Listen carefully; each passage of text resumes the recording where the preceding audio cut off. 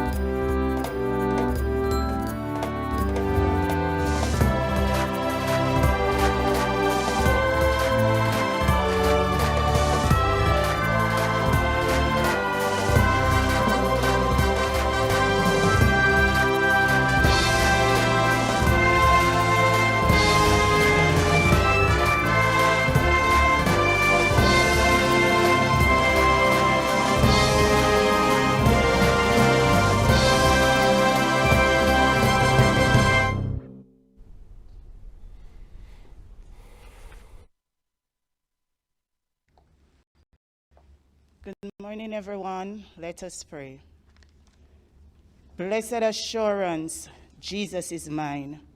Oh, what a foretaste of glory divine. Heir of salvation, purchased above, born of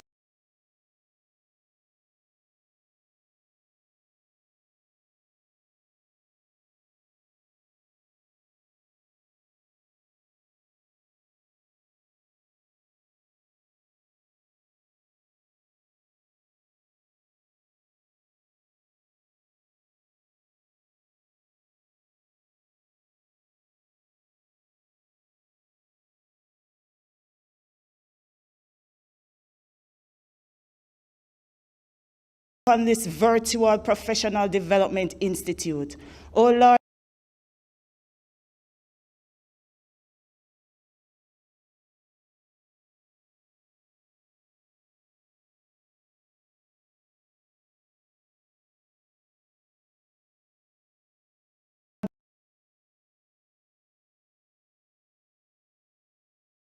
fact that we are able, Almighty God,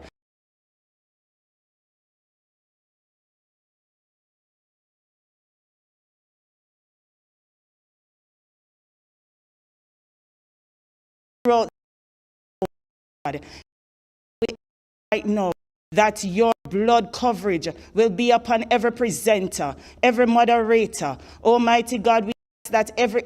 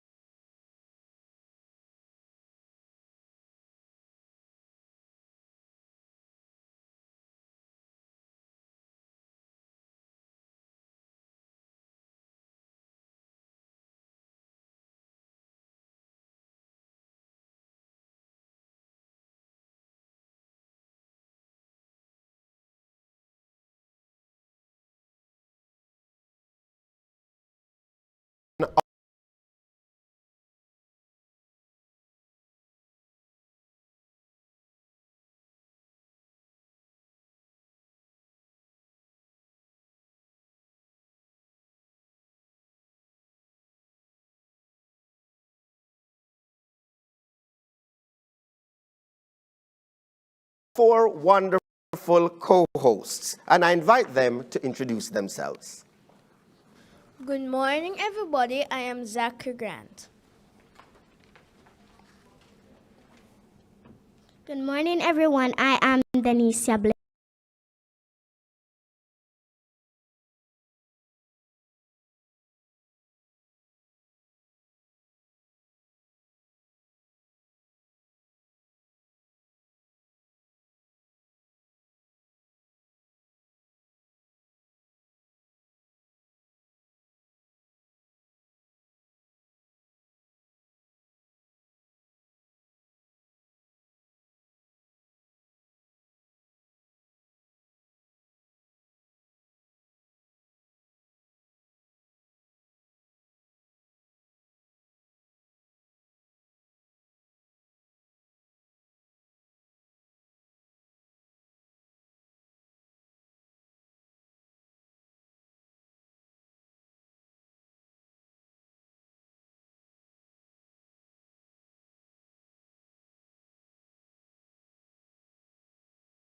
Track 5, Linda Mood Bell for schools with creative language-based learning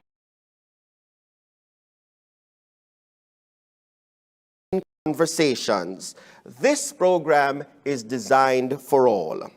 At this time, we will welcome, to move the official welcome, the chairman of the Early Childhood Commission, Mrs. Trisha Williams-Singh.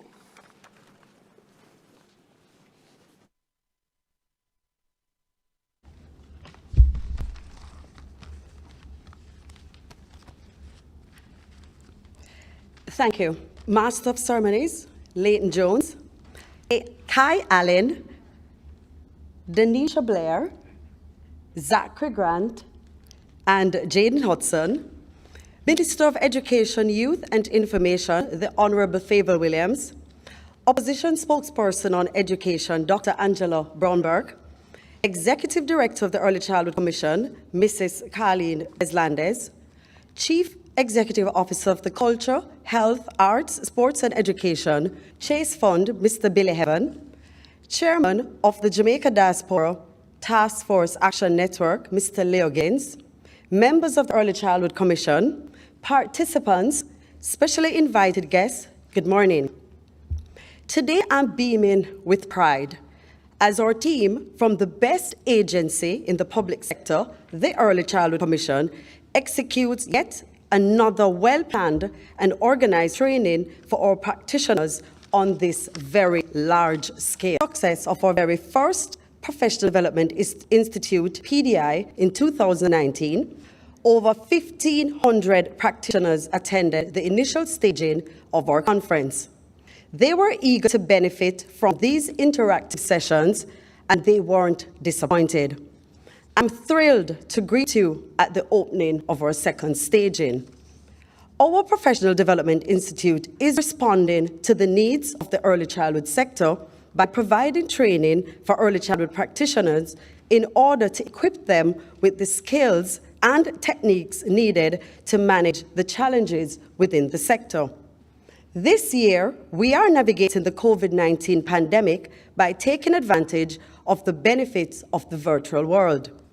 Our theme, through a transformational learning environment, we inspire children to be creative, is a true reflection of our standards that we set for the sector and our dedication to meeting the needs of the sector with the changing environment. We must transform in order to inspire our most vulnerable, our children. We work on their behalf. We're here to ensure they have a very successful, high-quality early childhood development service which enable the realization of their full potential. This virtual PDI will continue to guide practitioners in developing techniques and skills necessary for creating quality learning environments for children. This as we remain true to our mission to provide an integrated and coordinated delivery of quality early childhood programs and services which provide equity and access for children 0 to 8 years within healthy, safe, and nurturing environment. Practitioners expect to attend all the workshops and sessions that are specific to your professional development. It is our aim to provide early childhood practitioners with the training necessary to improve their skills and techniques to be more effective in the teaching and learning environment and ultimately within the sector.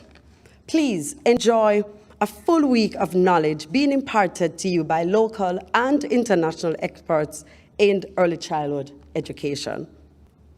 We cannot fail the next generation. Thank you, and again, welcome.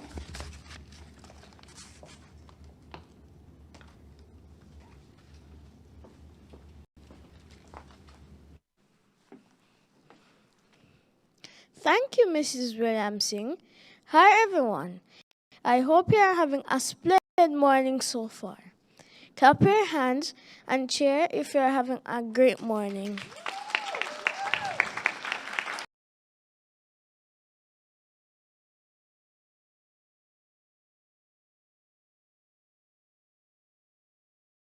Health, arts, sports and education, Chase Fund, and the Jamaica Diaspora Action Network. Thanks to all our attendees for recognizing the importance of early child development. We will now bring you to greetings.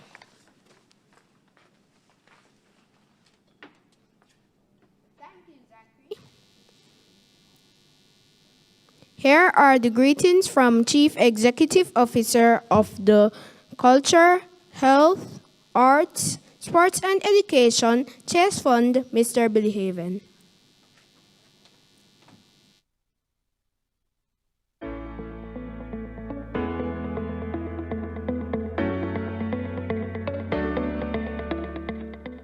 The Chase Fund is delighted to be in a position to support childhood for the last 18 years. The fund and the Early Childhood Commission came into existence just about the same time, and since then we have both contributed significantly to the development of the sector in our specific areas. Although development of the sector, our overall areas of concentration have been physical infrastructure, equipping and furnishing, and the training of early childhood teachers. To date, we have built 64 new schools at a value of $1.7 billion. We have equipped and furnished 642 schools at a value of $2.6 billion. And we have trained just under 7,000 teachers at just below $1 billion, giving a total of $5.5 billion in contributions to the sector. We at Chase, we are humbled and we are honored by this recognition from the Early Childhood Commission, and we pledge our continued support in the years to come.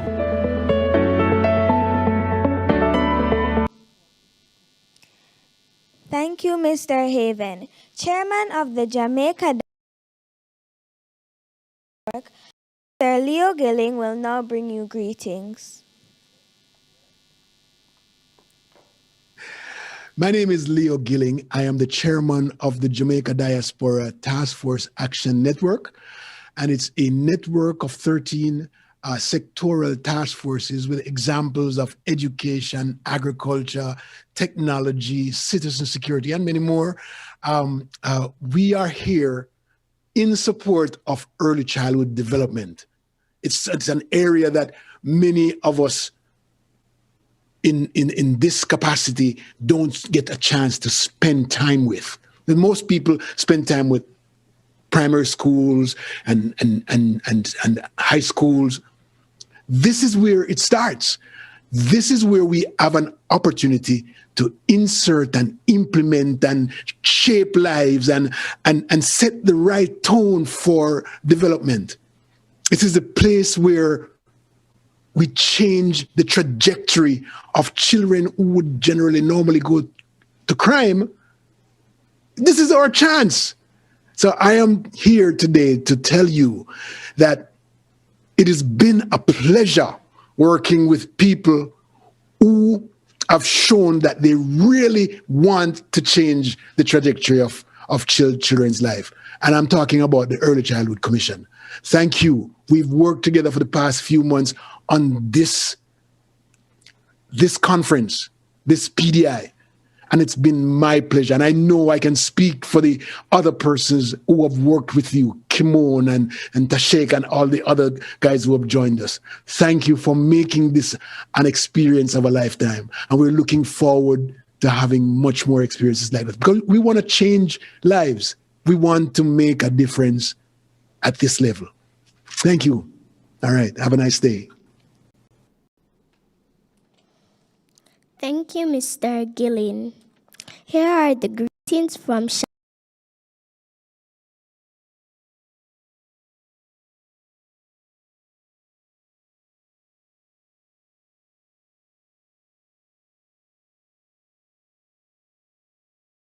staging of the Professional Development Institute. I believe that the professional formation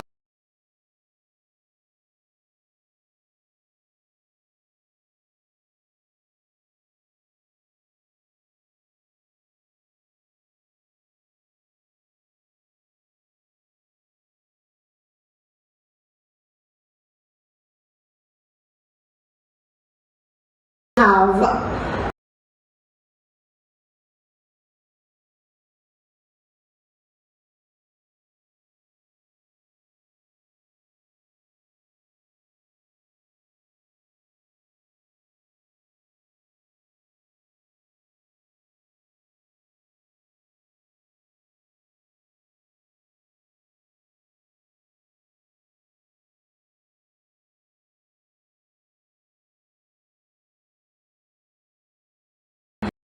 to take care of them, to show them love.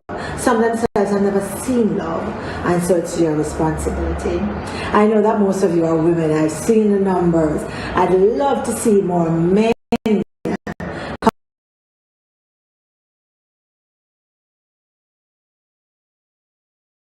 It's good to have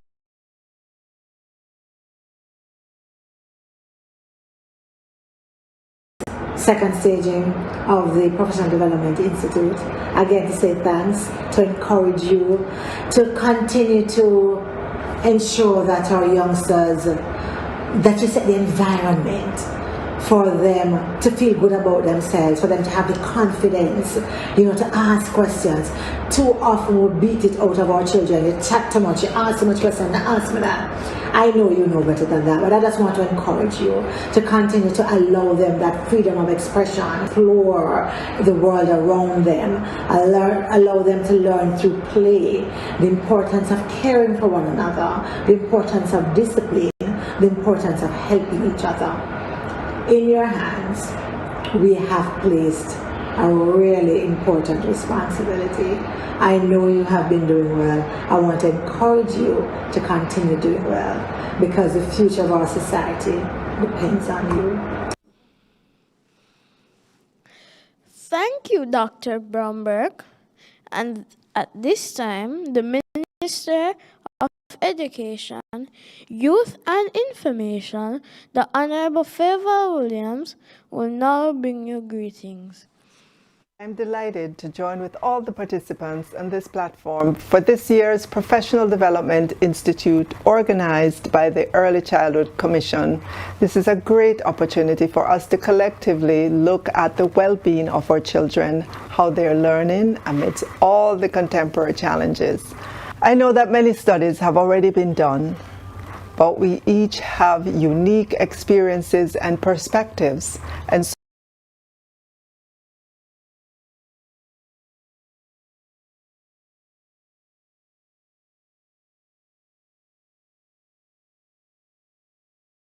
inspired to be creative, throws into sharp focus the interdependence of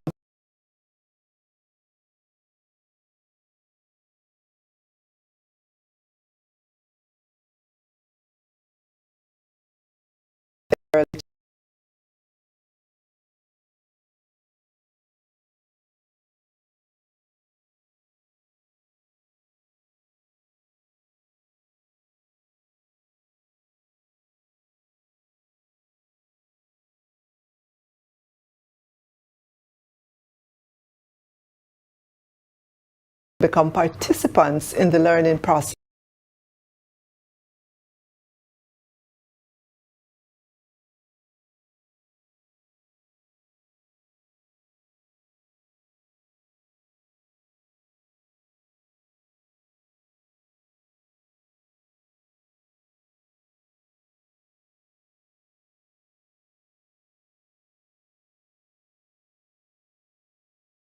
In every sector, the Early Childhood Commission for its efforts in seeing that more early childhood institutions are registered, and more importantly, that they are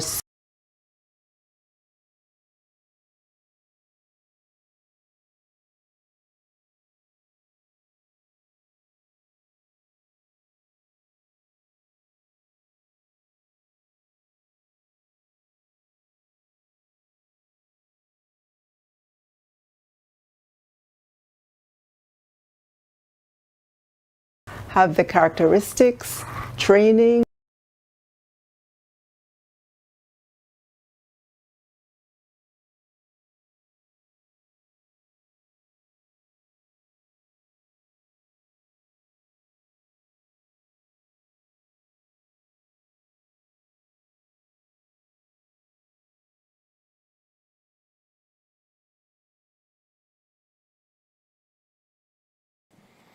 Thank you so much, Minister of Education, Youth and Information, the Honorable Favour Williams. Ladies and gentlemen, in our lives there will be dark times, but please be reminded that the darkest hour is just before dawn.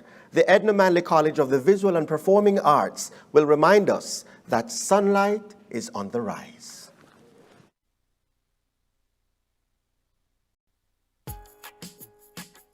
Well, I've seen seasons come and go. Some are dark and gloomy, others are bright and blooming. Sunshine is coming again. I hope you see it. Listen. Sunshine smiling in our eyes. Well, I hope you see the sun shining. Sunshine, sunshine. This ray of sunlight is on the rise. Ray of sunlight.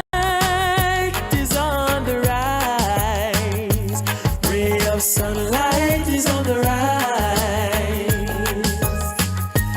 Ray of sunlight.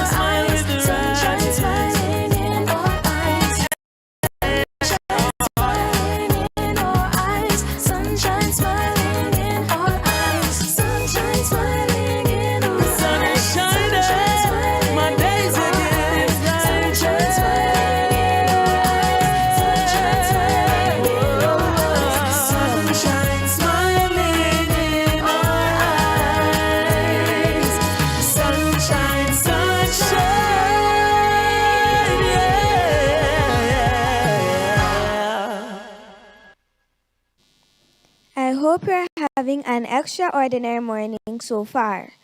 Our next presenter is no other than the Executive Director of the Early Childhood Commission, Mrs. Carlene Degas Deslandes, who will introduce the guest speaker. Join me in welcoming her.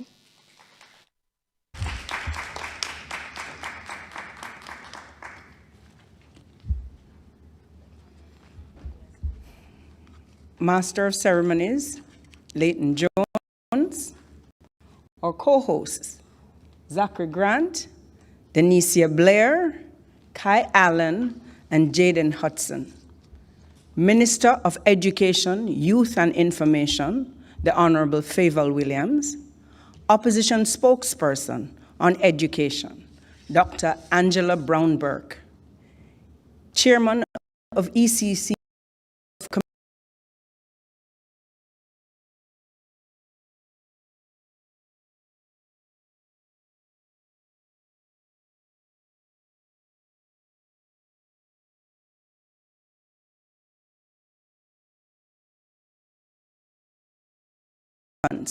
Good morning. It gives me great pleasure to introduce the keynote speaker for this year's Professional Development Institute, Dr. Harry Patrinos. Dr. Patrinos received his PhD from the University.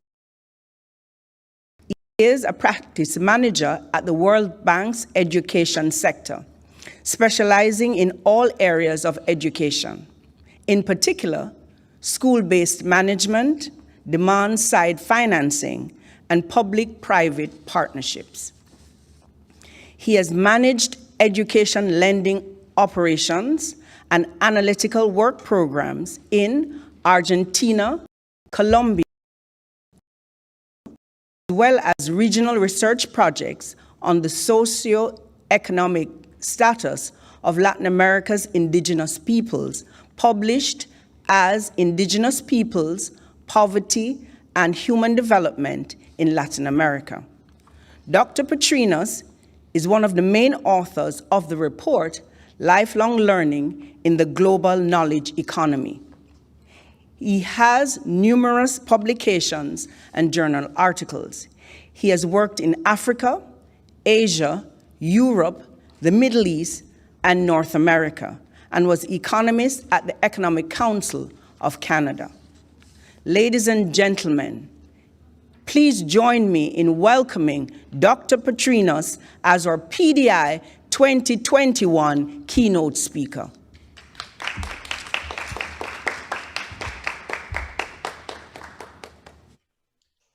Thank you very much.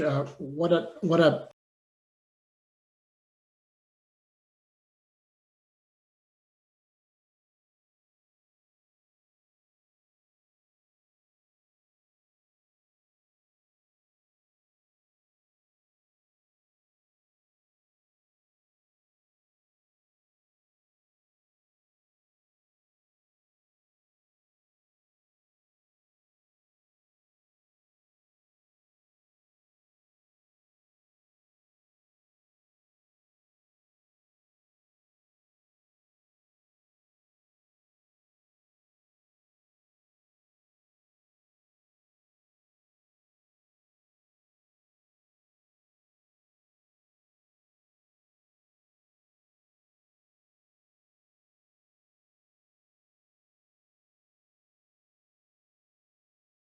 in this area.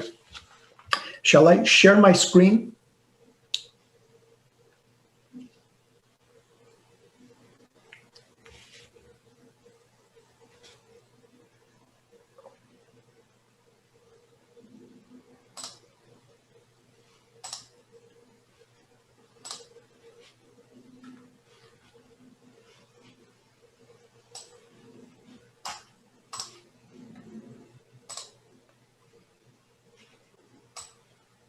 The technology has been great so far. I'm hoping you're seeing my screen and the presentation that I have prepared for this morning's discussion. As we are all dealing with the school closures and the disruption to learning that's taken place since the beginning of the pandemic. As everyone knows, more than 190 countries closed their schools, universities, early childhood facilities, affecting more than 90% of the world's learners. According to UNESCO, more than 1.5 billion children and young people were affected by the closure of physical schools.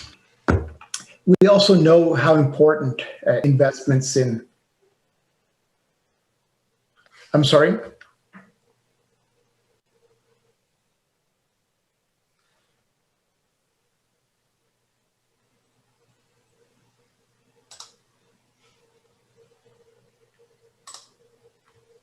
Is it back now? Thank you very much. As we know, there are many benefits to invest in future earnings that students will earn as they complete their education. And the global estimate is that every year of schooling raises earnings by about 8% on average globally. This is an underestimate of the benefits of education. As we know, there are many other social benefits as well. But just on the narrow measure of wages, it's a significant benefit. So any disruption to one's education threatens their future earnings, therefore threatening their future financial security and well-being. We also know from the evidence, and it's an honor to be speaking to some of the people involved in having created the best knowledge that we have about the benefits of investing early childhood interventions. And we know from this very strong literature, which Jamaica has contributed to in a very strong sense, that early investments can help those disadvantaged children catch up with those proper early interventions. We know from the scientific literature that disadvantaged children will catch up in terms of their well-being. Measured here is the development quotient. So, for example, stunted children, those who are smaller than the standard, with the high quality nutrition and stimulation intervention, they're able to catch up to children who weren't stunted in the first place. So those early investments can make a big difference in people's lives. We also know from a follow-up study, again in Jamaica, showing that those children who participated in these programs will earn more than 25% than those children in the control group. So a very rigorous impact evaluation following up Jamaican students that were subject to the interventions suggests that much of the early disadvantage can be corrected, and that in fact the students go on to earn very strong earnings in the labor market. So tremendous benefits to investing early, as well as investing in the education of children. The earnings data suggest that a strong impact is possible, which helps increase enrollments in education and lifetime earnings.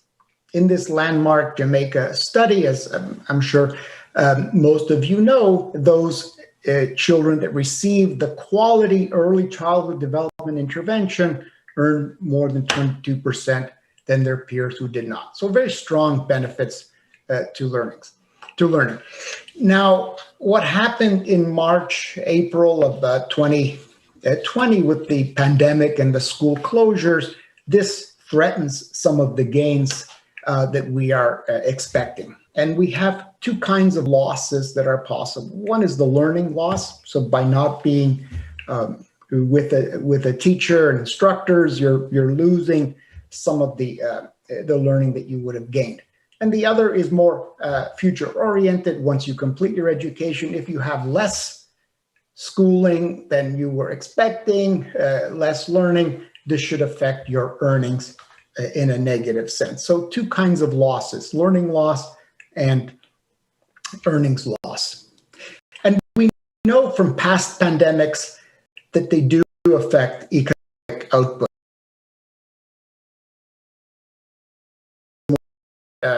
what is happening today, but if we go way back in history, the Black Death and the significant carnage it created also had effects in labor markets.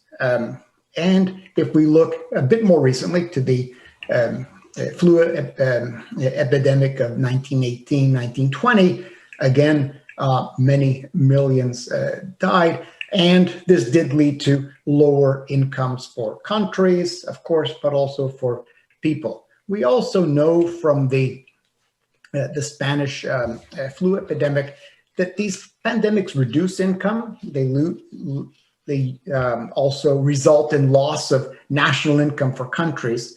And research has shown that those children who were very young or in utero at the time of the pandemic have suffered effects from this pandemic that lasted into the 1980s.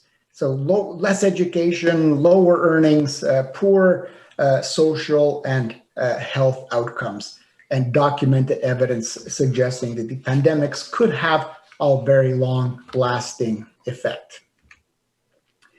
COVID-19 has already led to at least 3 million deaths worldwide. Other estimates suggest it could be even much, much higher than that because of problems of reporting, perhaps.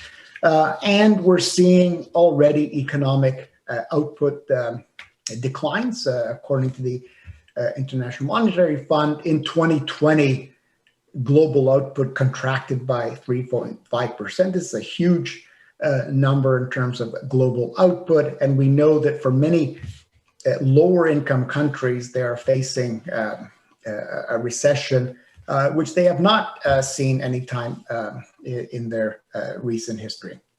The fiscal stimulus that countries have put forward has been estimated to be at least 15% of national income or GDP. So a lot of effort to help contain the impacts of the pandemic. But again, these are funds that are not being used for other purposes. Thankfully, many of the stimulus programs that countries have put forward have affected positively the health outcomes of people and also some of the learning needs of people. And we'll talk more about what might need to be done from the public side. So again, returning to the question of loss, and I want to show some of the estimates, both projected and some real, of these losses. And what we are seeing in any of these estimates, whether they are projections or not, is considering the learning over time. And we expect if standards are followed in normal times, the longer you spend in school or class, the more learning you will have. And what a school disruption like the COVID-induced school closures will do is reduce the learning time that people have, and therefore it's expected that we will be learning loss. How much learning loss depends on how long the school closures take place, how effective the mitigation measures are, and the same structure can be seen in terms of earnings loss. So if you replace learning with earning, it's the same model that's being projected to try to estimate the costs that we are seeing and likely to see in the future.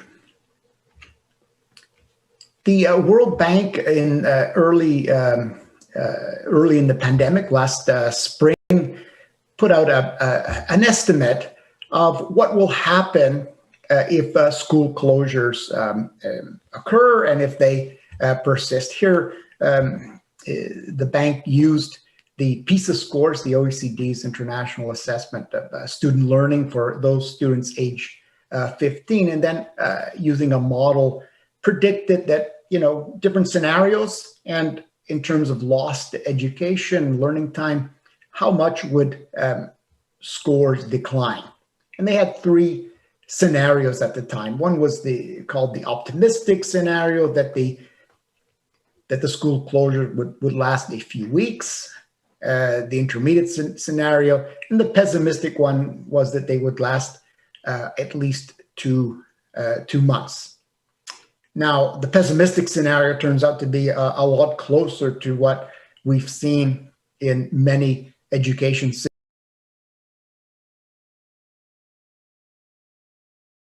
The closures were a few months, but I know that in many parts of the world, schools have remained closed since the pandemic began. So we're seeing a scenario much closer to what was called last spring, the pessimistic scenario, which unfortunately means, in terms of PISA scores, about 30-point decline. What does 30 points mean?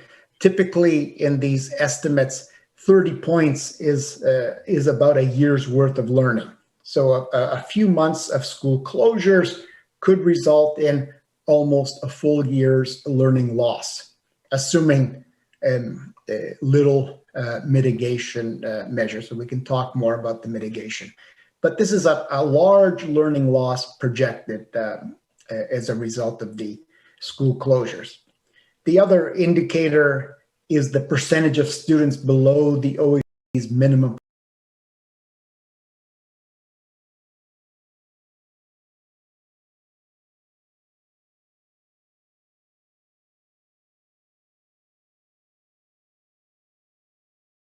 Received on average about 9 years of education. So we expect them to be quite fluent, but already they're, according to the OECD,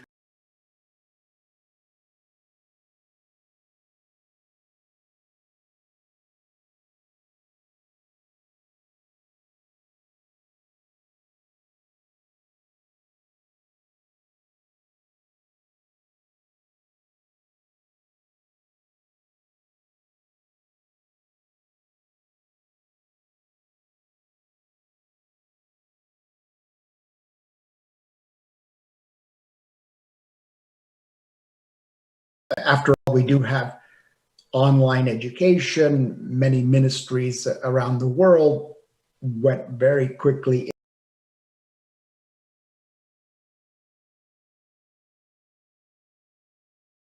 Technology and other means are being used and were being used to mitigate the school closure and the potential learning loss.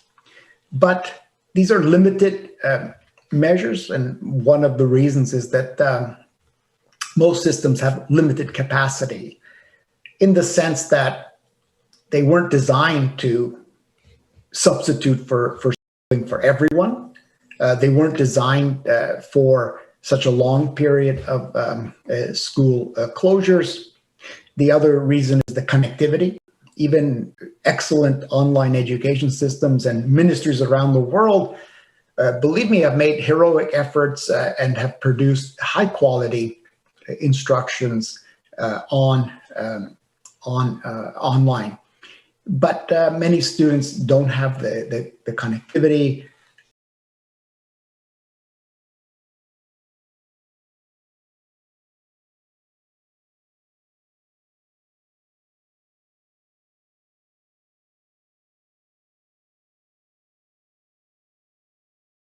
They've seen the turn to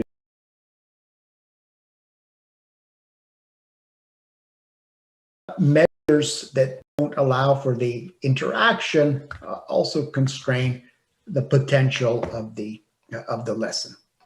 And as the school closures have continued in many countries, the longer they last, we are seeing evidence of poor attendance.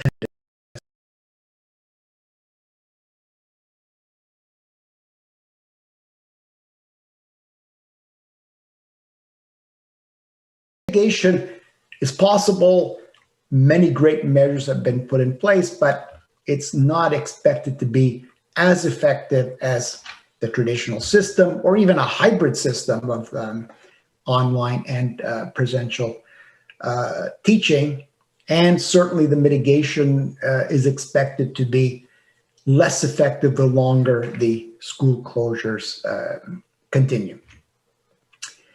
There were early on also estimates of the economic costs of the school closures, and here I'm talking not just about the GDP. Of course, we know that with the lockdowns, many people lost jobs, and of course, this will have an impact on national income accounts. But here I'm talking about the future economic benefits. Again, returning to the expected benefit of higher earnings due to more and better education. So the corona virus-induced school closures will limit educational opportunities and therefore could produce economic costs in terms of future earnings losses. The first estimate came from Iceland, estimating that even a few days of school closures will affect young people's educational progress and therefore reduce their earnings. This was followed by several studies in the United States, one of them by McKinsey on the long-term costs of the school closures, which also highlighted the very important consequence of the disadvantages that the school closures will produce. So for some students, online education may be preferred, maybe they will do better. But for many, especially those from disadvantaged backgrounds, they were expecting to see a growing gap in learning outcomes. We had a study early on from the United Kingdom showing that school closures of the magnitude at that time in the summer of 2020 estimated to reduce earnings by about 3% a year for those students that were affected. Canada has a study as well showing that given the economic conditions, graduates will face a much more challenging employment prospects and perhaps up to a 25% decline in earnings, especially for those with a higher education degree. Australia has a similar study projecting earnings losses similar to the UK, about 3% a year. And the World Bank, in addition to estimating the learning losses, also suggested significant earnings losses, and looking only at primary and secondary school students, not higher education, not those with early childhood, but just primary and secondary students, because of data limitations, suggested global earnings losses of more than $10 trillion. So pretty large and significant losses expected in many countries around the world and globally. Our study extended this analysis to look at to include early childhood education and higher education. And as you know, people with higher education degrees earn higher income, so therefore their loss in earnings will be even greater. By including higher education, we estimated that the total loss in lifetime earnings could be as high as $15 trillion. And this estimate, which was done last summer, was only considering the first wave of school closure. So think of these as baseline or conservative estimates, because it doesn't include the fact that there could be longer school closures. So this loss in lifetime earnings equivalent to 12 to 18% of current year GDP, but over a lifetime. So in terms of annual reductions in GDP, this is equivalent to about 0.8% a year. So a large loss in earnings expected because of the first wave of school closures. This report, done with colleagues at Brookings and Georgetown. The other finding that we had was that these lifetime reductions of learning will affect students differently depending on the level of education. Again, someone with a primary school leaving certificate will earn significantly less than someone with a secondary school diploma or a higher education degree, of course. So by looking at the, sorry for the repetition. So looking first at levels of income by country, we're expecting, in terms of a percentage of GDP, the losses will be particularly devastating for low-income countries. Because human capital, or the investments in people, are such an important part of the wealth of countries, and earnings from the labor market such an important part of their overall income, workers in low-income countries will suffer the most in terms of a proportion of their country's income. So we're expecting, as a percentage of GDP, much larger losses in low-income countries compared to middle and high-income countries. This is a particularly devastating finding, and if not mitigated, will lead to not only a larger gap between richer and poorer countries, but also a disadvantage that will be very difficult to address and take a long time to bring us back to pre-pandemic levels. In terms of differences by level of education, the annual losses, if you were to leave schooling with a primary school degree, are only about $270 a year. Doesn't sound like very much in annual terms, but even at the primary level, the lifetime loss is about $7,000. If you look at those with higher education degrees, we're talking about lifetime losses of $18,000 globally. These are very large numbers and will affect people's well-being, their families' well-being, and also reduce the impact that education has for many economic and social benefits. For example, the reduction of poverty. So we're also expecting, without mitigation, that poverty levels in many countries, especially low-income countries, will increase as a result of these learning and earnings losses. Turning to the subject of the conference, early childhood education is a bit different from the calculations that we have for primary, secondary, and higher education. If I can offer my opinion, I think that for some of the online education, especially the higher education level, one could argue that it is possible to substitute face-to-face teaching with online education, especially in some specializations. We're also seeing that probably at the secondary level for many students, online education could be a close substitute.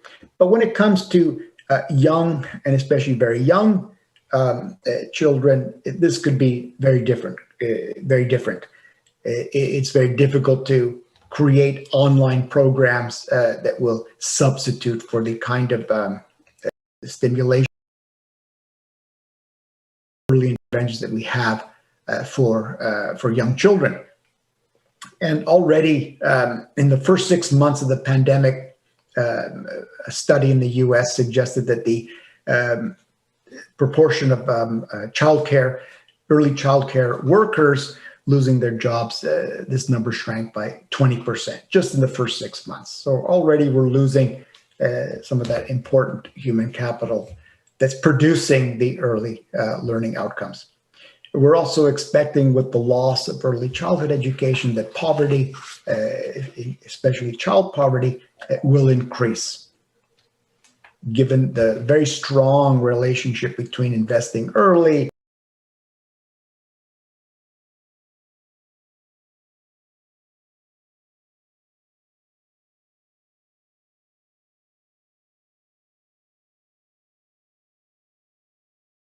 substantially during the closures. Now the question is, these are all so far estimates, projections of learning and earnings losses, but are they real? Have we seen any evidence yet to suggest that there is a so-called COVID slide? Or is this just panic projections. Let's see what the evidence suggests. We did an early systematic review. As you know, there are many reports in newspapers and by suggesting learning losses and even reporting that the number of children with failing grades has gone up and such. So we decided to look at the rigorous literature. And here I mean studies that follow up students. So ideally what we were looking for were studies where students were tested before the pandemic and then tested, I was going to say after, but it hasn't really ended. So at some point during the pandemic. And if you remember last spring, especially in Europe, people were expecting a few weeks of closures and then the summer break, and then in the fall, schools would be back to normal. That didn't happen as planned, but that was the expectation. So most of this early literature is reporting on the first wave of lockdowns and school closures. So we looked at this literature to see what we could find that's robust and attributable to this to the impact of the school closures induced by COVID-19. We only found 8 studies that we would consider rigorous and allowing us to estimate learning loss. So these are mostly published reports, peer-reviewed in international journals that clearly show a before and let's call it after impact of the closures. In 7 of these 8 studies, we found significant learning loss. In one study, we found learning gains, which was surprising, but we can explain. The remaining 4 of these 8 studies also showed increases in inequality, meaning that for some students, for a few students, the learning gains are possible, but for many, there will be learning losses. And for the largest learning losses, the poorest backgrounds, poor socioeconomic backgrounds, less educated parents, and the like. So half the studies measured inequality and found that there would be an increase in inequality in terms of learning gaps. The one study that found positive gains is from a single university, single faculty in Spain that showed learning gains. So I would say it's a little different than the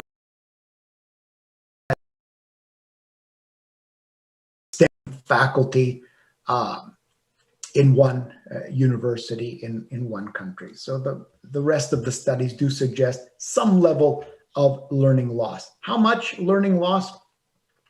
I would look at the example of Belgium and Netherlands. Belgium had a much longer initial school closure compared to the Netherlands. Both are high-income countries in Europe. Both have very good education systems. In the case of the Netherlands, excellent online education program. Still, they found actual learning losses, very small, but it was a very short duration lockdown. Belgium, with a much longer school closure, found much higher levels of learning losses. So if you increase the time out of school, you increase the level of learning loss. And in Belgium, it's starting to approach about a half-year learning loss. In both countries, inequality increased, meaning that the poor students did worse during the school closure, so we're expecting learning gaps to increase. Again, these are first wave studies. All the other studies, except the study in Spain, also suggest some level of learning loss.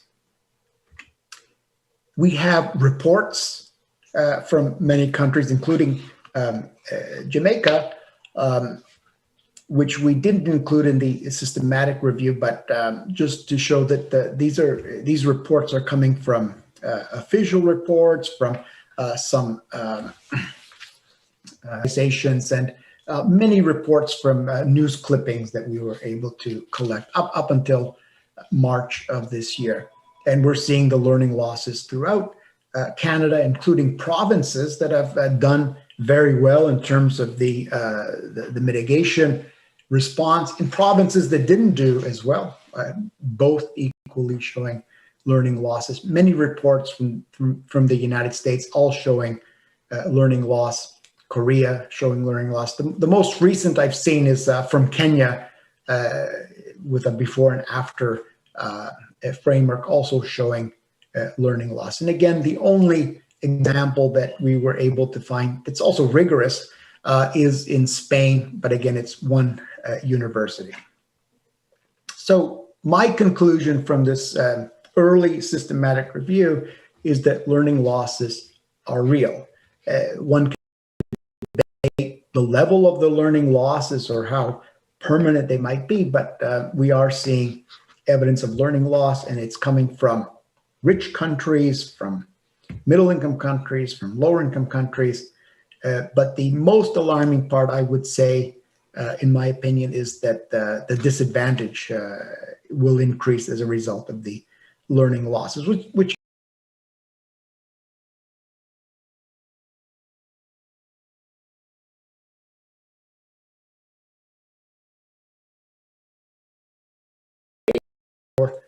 making up for the early disadvantages and putting people on a path for success. There are many other costs of school closure, which I personally don't work on, but have been reported. These are highlights from a study in the Journal of the American Medical Association, where they estimated the years of lost life. And this is just for the United States, and they suggest that 5.5 million years of life closures. Their calculations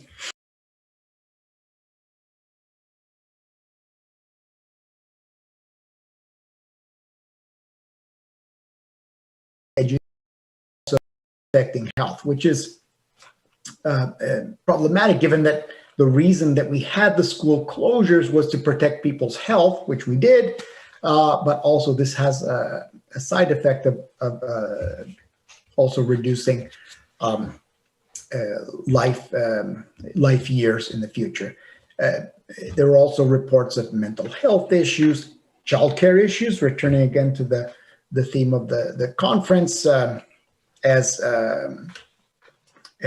the workplaces closed, including childcare facilities. This reduced opportunities for the early interventions that are so important.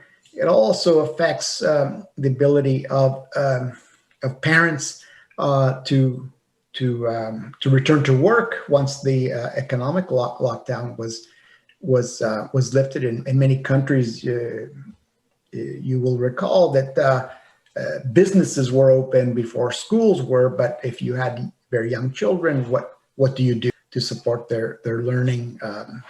And this has led to many parents dropping out of the labor market, and the statistics from the United States and other countries is suggesting a very differential effect, with more women dropping out of the labor market.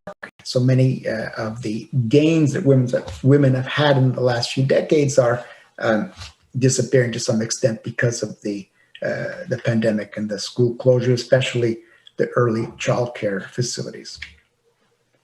So what are the responses for the school closures? How do we mitigate for learning losses? Almost every education system that closed schools for some point of time did put in place the distance education system. In many countries, they just reactivated what they had.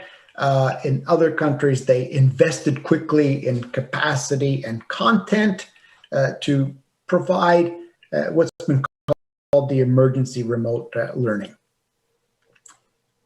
This has had a great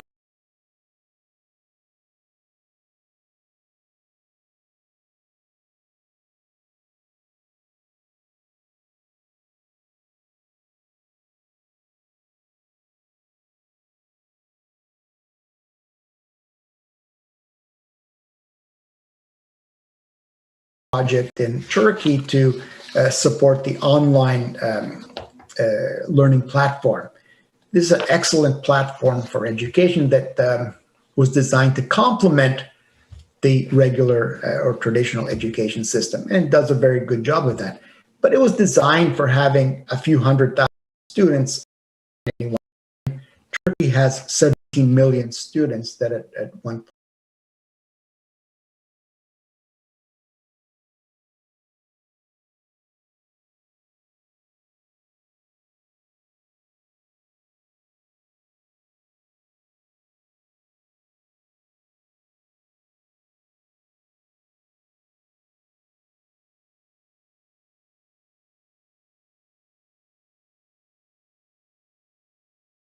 How can we address those learning losses? How can we prevent them from becoming too large? And how can we address those student learning needs when they return to the classroom? And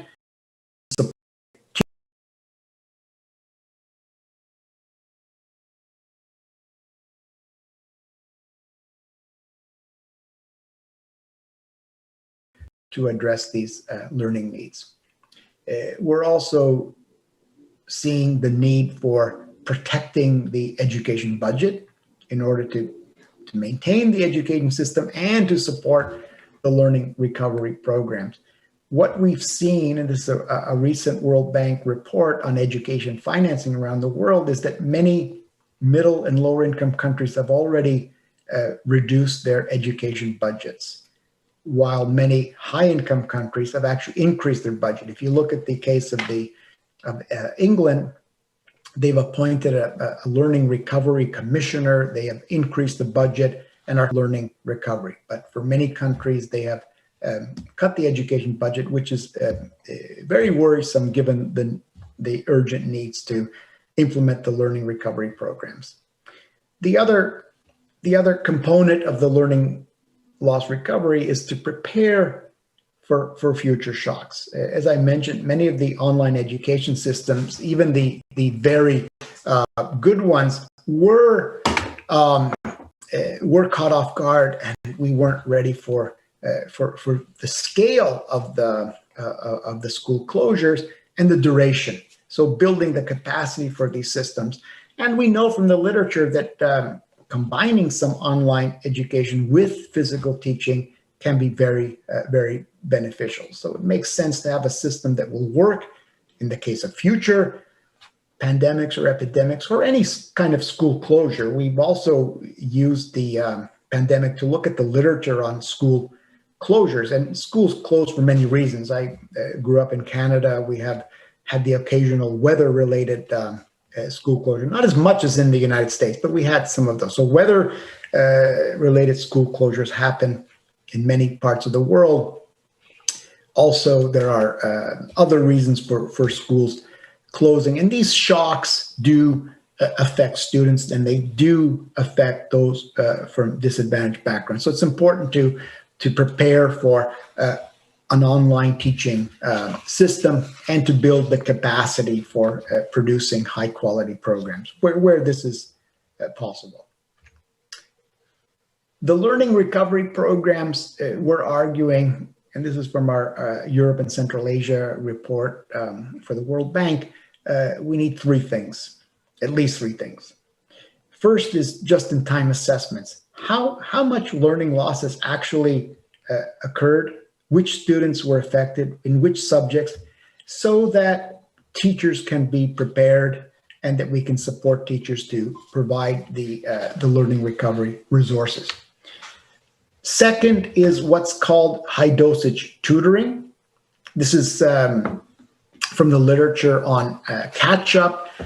Those students that receive high quality tutoring tend to do better. And we've seen an experiment that took place in Italy during the school closures. Those students that received this high dosage tutoring were able to maintain their level of learning. Then finally, what's come to be known as teach at the right level, that is to prepare according to where the student is in terms of their learning levels. So forget a little bit about the age grade standards and think about where the student is. And we're likely to see many students come back to school at a level that's below the level that they should be, and it's important to address those accordingly. All this can be done online as well, so we don't have to wait until full 100% face-to-face teaching. They can be implemented, and they're being implemented around the world. There are several experiments with Teach at the Right Level going on right now in Sub-Saharan Africa and in South Asia. Happy to share those results. They've been quite positive already. And then if I could also mention on the budget, I already said that unfortunately some countries have cut their education budget. It's also important to target spending accordingly to address those urgent learning needs and to get the resources to those students that need it and to support the teachers in the schools as they address those learning recovery needs. And the Building Back Better would require capacity for virtual education. I've seen some great virtual education programs and apps, and teachers have been quite innovative. We need more capacity for this. We also need to think about the curriculum and how we can make this more flexible and to allow for both in-person teaching and online when needed.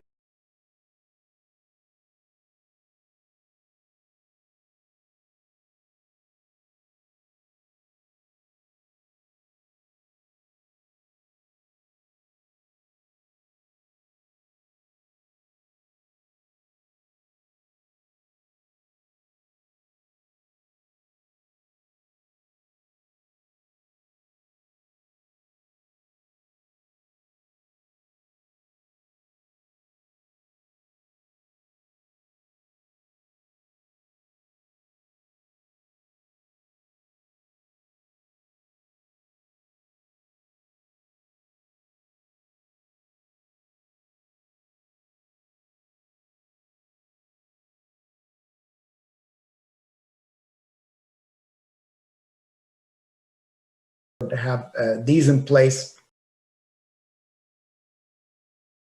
Other reasons that I'm sure we will talk about going forward.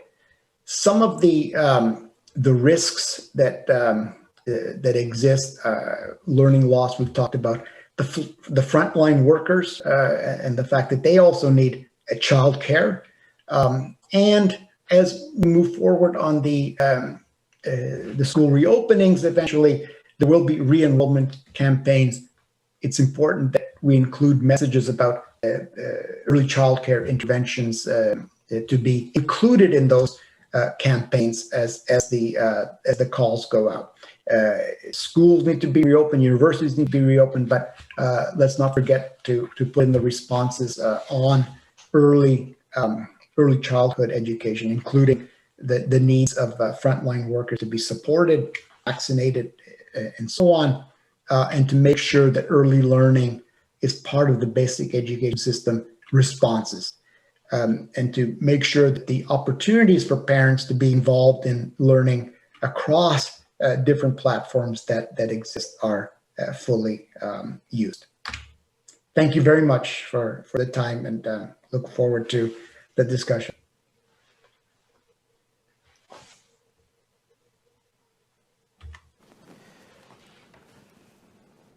Thank you so much, Dr. Petrinos. And very interesting to note that we are in a very trying time worldwide, and the experiences that we make are experiences worldwide across the early childhood institutions, just education in general. And so important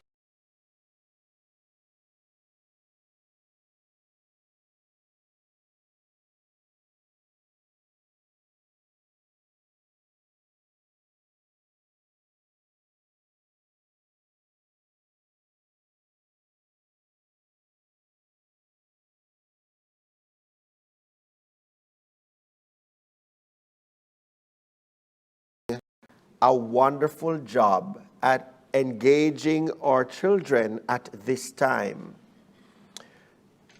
It's Piaget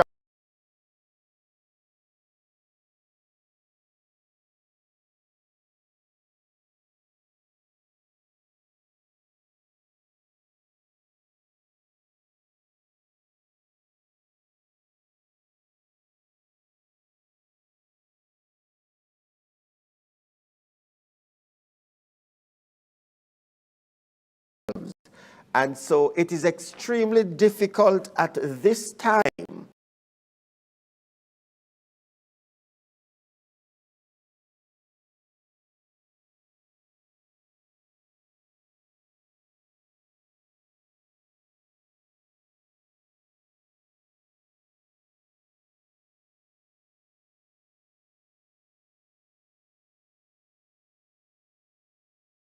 money and kind in terms of development of the early childhood institutions right across Jamaica. But of course, at a time like this, we need you more than ever.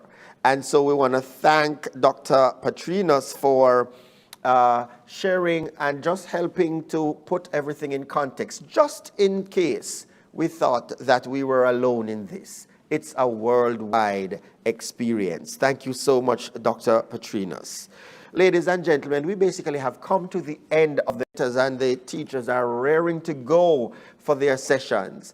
And so it has been my pleasure hosting with you this morning. And of course, I'd like to just say thanks to my co-hosts, and I'm going to invite them to stand, and let's just put our hands together for them. Weren't they just wonderful? Come on, put your hands together for them. Zachary, wave your hand so they can see you, Zachary. Denisha, Kai, and Jaden. Ladies and gentlemen, the next time around you might not see me at all, because guess what? Our future is in good hands.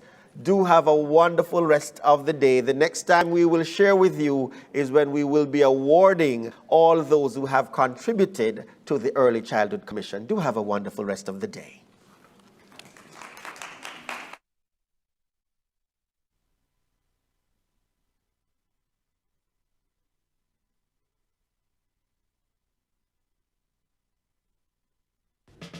This is a message from the Early Childhood Commission.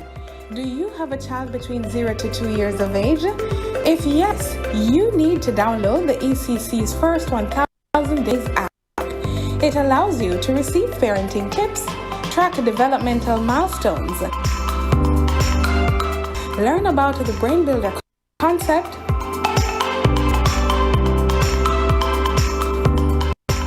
receive relevant articles and research, plus interactive content. The first 1000 Days app, now available for download on the Google Play Store and the Apple App Store.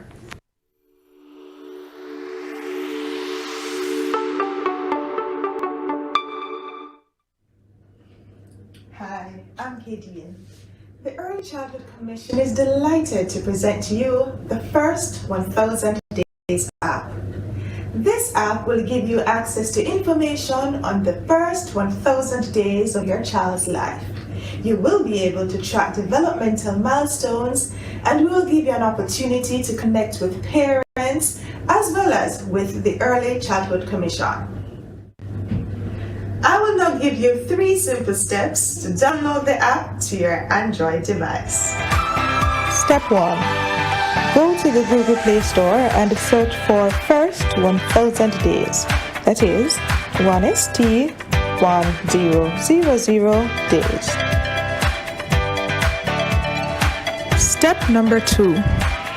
Open the app and sign up with an email or your Facebook or Twitter accounts.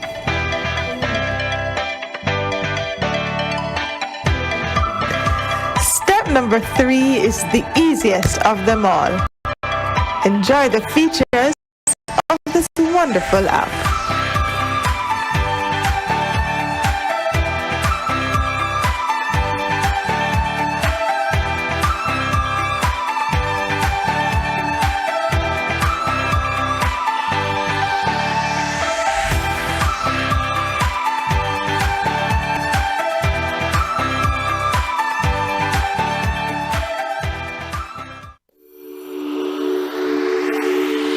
was a message brought to you by the Early Childhood Commission. The following is a message from the Early Childhood Commission. Did you know that the first 1,000 days of life is the most important time?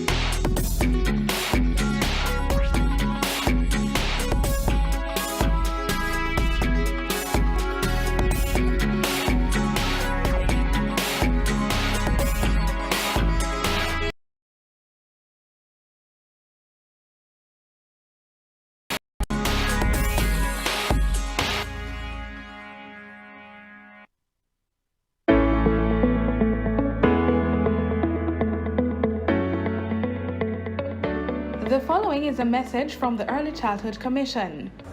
Hi everyone! As we prepare for the reopening of early childhood institutions, you are being reminded that spacing for children should maintain ECC standards of 20 square feet per child and must maintain physical distancing of no less than 3 feet apart.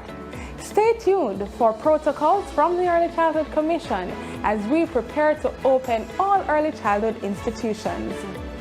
That was a message brought to you by the Early Childhood Commission.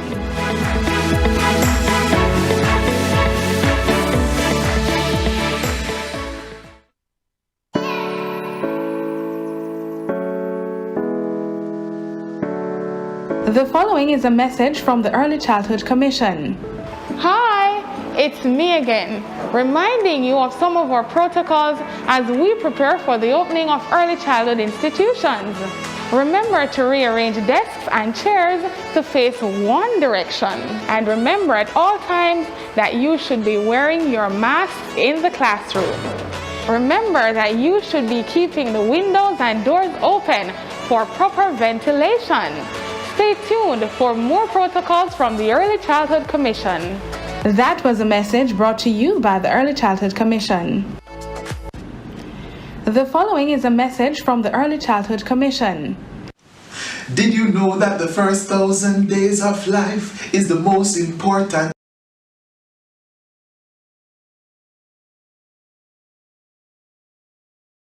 Is a must. Stimulation is another plus. Find the time to read and sing to them. Make sure the kids come first. And not because it seems they don't have no cares. We must protect their eyes and ears. Abuse and violence can affect them for years and years. Brain builders, brain builders, brain builders. We are the brain builders. That was. The following is a message from the Early Childhood Commission.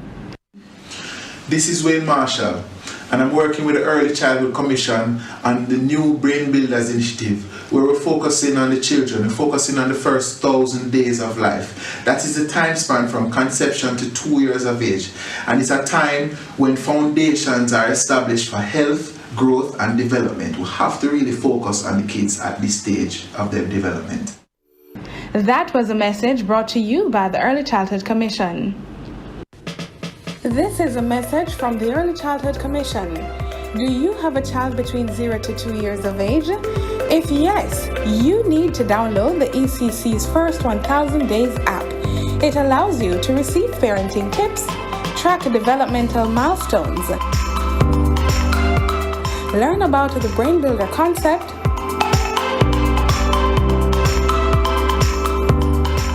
receive relevant articles and research, plus interactive content. The First 1000 Days app, now available for download on the Google Play Store and the Apple App Store.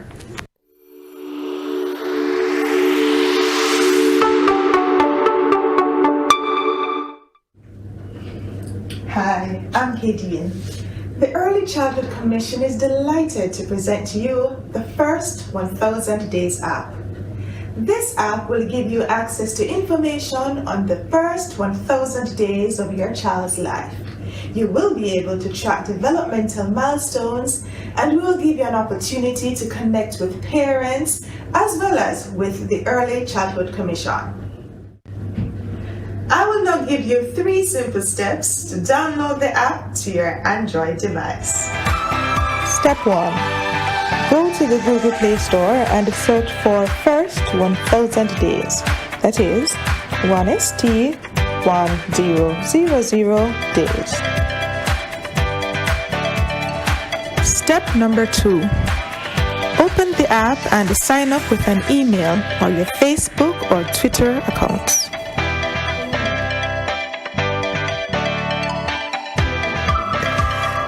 Number 3 is the easiest of them all. Enjoy the features of this wonderful app.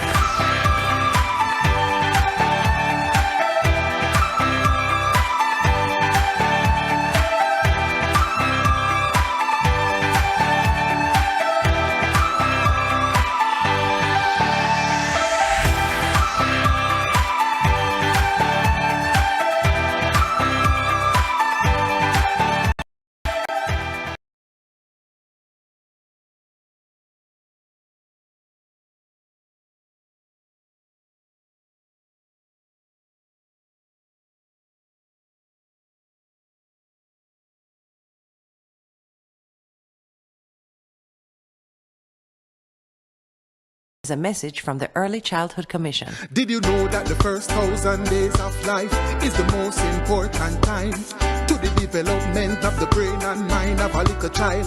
We have to make sure good nutrition is a must. Find the time to read and sing to them.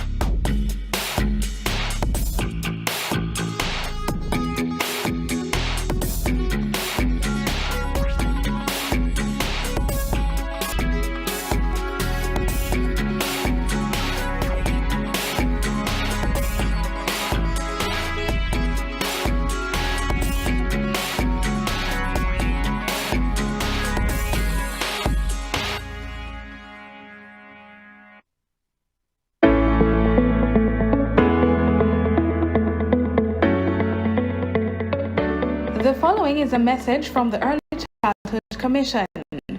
Hi everyone, as we prepare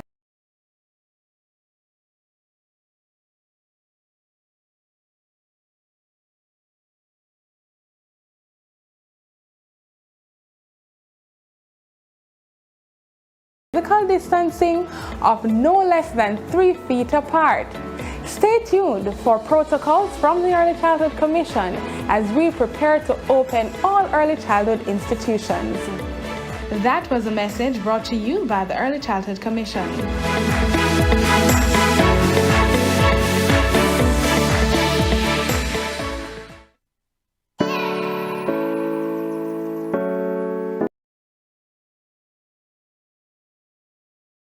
Early Childhood Commission. Hi, it's me again, reminding you of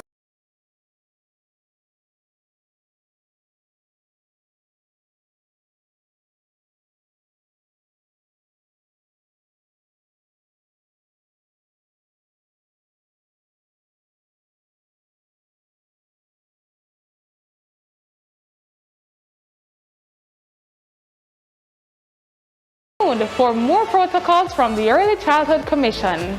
That was a message brought to you by the Early Childhood Commission. The following is a message from the Early Childhood Commission. Did you know that the first 1,000 days of life is the most important time to the development of the brain and the mind of a little child? We have to make sure good nutrition is a must. Stimulation is another. And not because it seems they don't have no cares. We must protect their eyes and ears. Abuse and violence can affect them for years and years.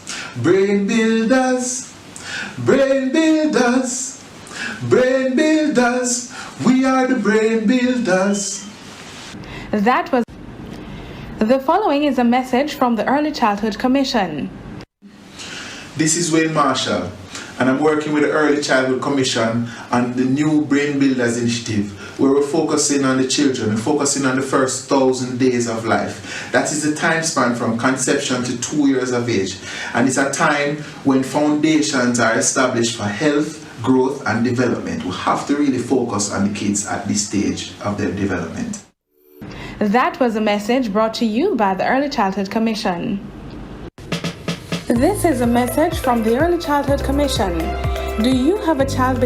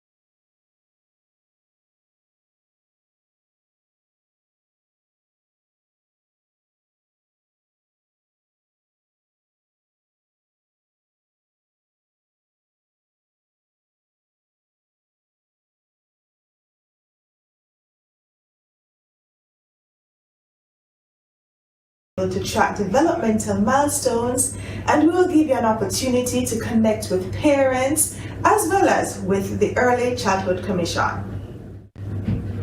I will now give you 3 simple steps to download the app to your Step 1. Go to the Google Play Store and search for First 1000 Days. That is 1ST 1000 days. Step number 2. Open the app and sign up with an email or your Facebook or Twitter account.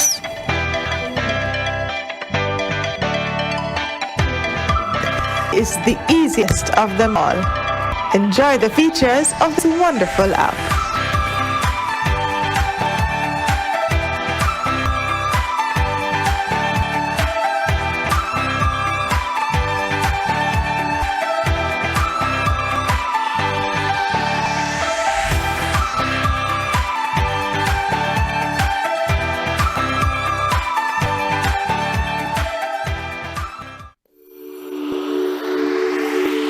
was a message brought to you by the Early Childhood Commission. The following is a message from the Early Childhood Commission. Did you know that the first 1,000 days of life is the most important time to the development of the brain and mind of a little child? We have to make sure good nutrition is a must. Stimulation is another plus. Find the time to read and sing to them. Make sure the kids come first. And not because it seems they don't have no peers. We must protect their eyes and ears. Abuse and violence can affect them for years and years. Today's children will become tomorrow's citizens. If we fail to give them the proper foundation to health at risk, remember, the first 1,000 days of a child's life matter. Ensure they receive love, protection, stimulation, and nutrition. That was a message from the Early Childhood Commission.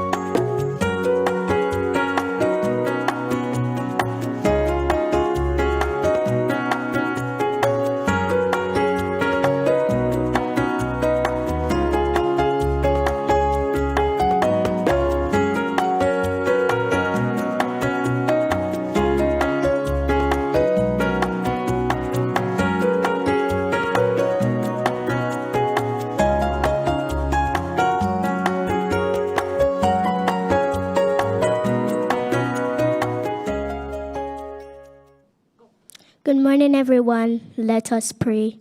Most righteous, eternal Father, I give you honor and glory this morning.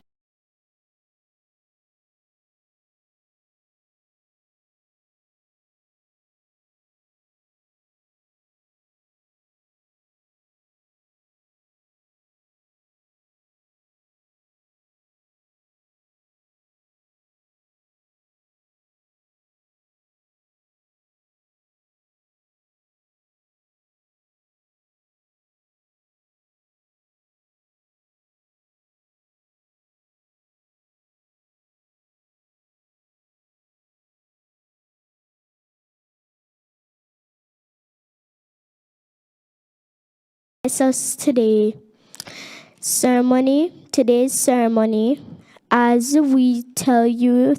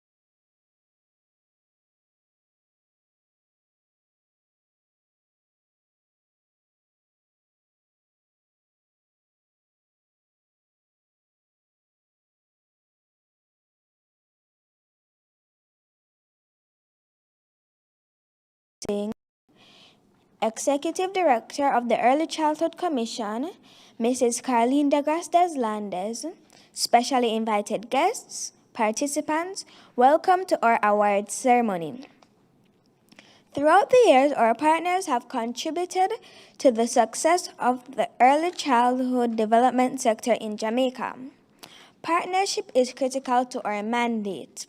Our partners help us to ensure that we provide high-quality early childhood programs and services for children in healthy, nurturing environments. Today, this is an expression of our gratitude to you for assisting the early childhood institutions and for positively impacting thousands of children, their families, and communities.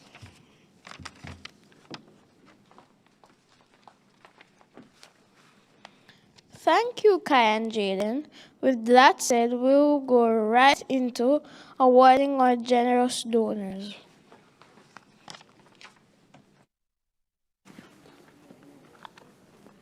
To Ascot Basic School. Congratulations to my teachers for getting qualified in first aid, OCR, and public health training as required by the Early Childhood Commission. We are so proud of you, hard kids, and so much co-hosts. At this time, we would like to acknowledge those who we are going to be awarding. Jamalco, Culture, Health, Arts, Sports, and Education Chase Fund.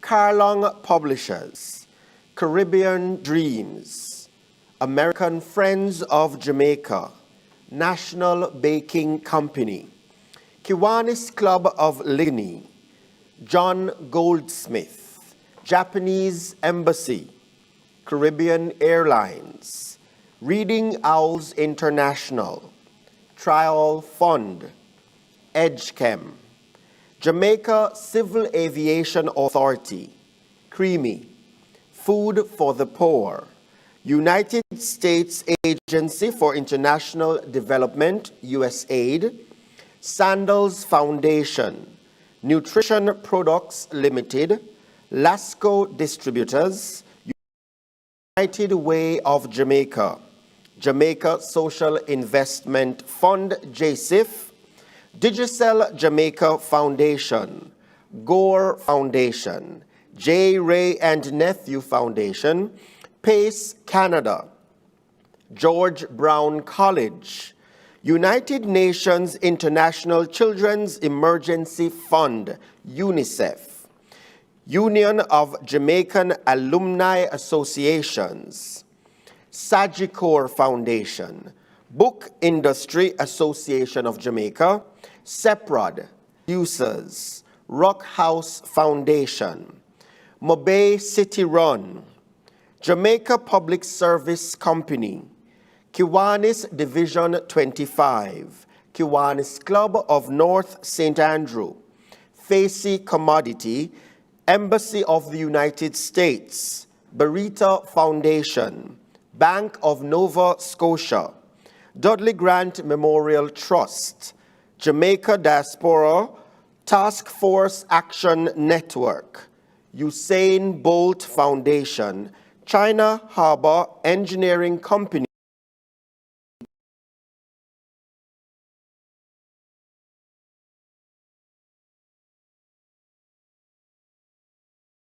for the contribution that you have made and will continue to make to the Early Childhood Commission. Ladies and gentlemen, Standard 1 staffing. The staff at the early childhood institutions should have the characteristics, training, knowledge, skills, and attitude to help children achieve their full potential.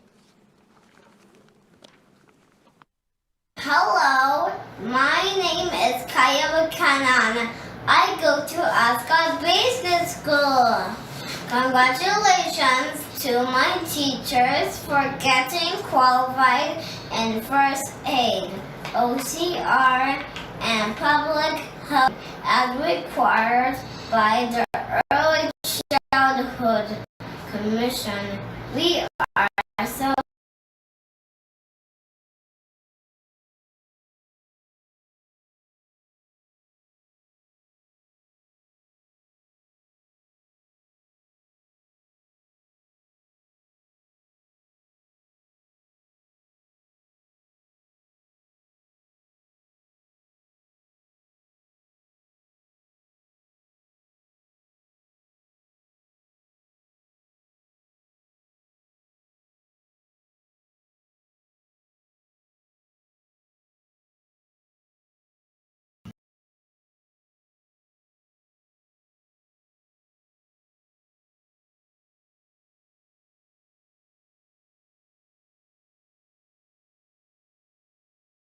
all it takes is one child, one teacher, one pen, and one book to change the world.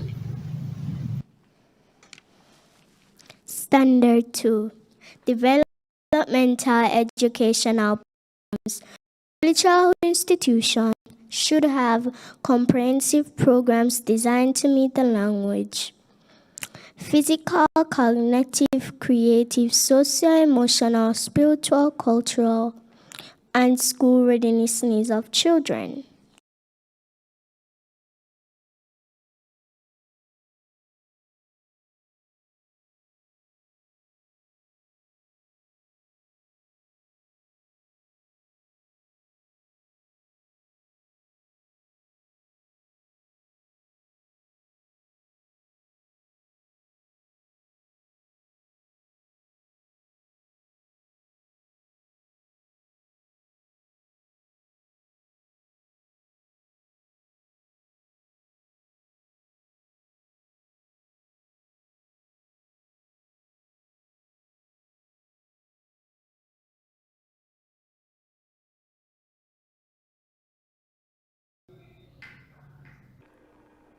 The Dudley Grant Memorial Trust has, for over 30 years, sought to preserve the formidable legacy left by Mr. Dudley Ransford Brandeis D.R.B. Grant, the father of early childhood education in Jamaica.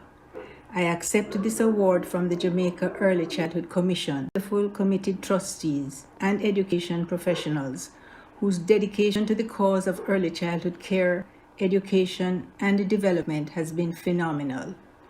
This period of almost 32 years has been one of significant successes, achievements, and progress in early childhood care, education, and development in Jamaica. The future holds significant promise, and the Trust supports the Early Childhood Commission in its vision and program for ensuring that the progress continues. Many thanks, and may God bless you all. Greetings from the School of Early Childhood at George Brown College in Toronto. On behalf of our entire school and college, we thank you for this recognition. We are privileged to be a part of this celebration.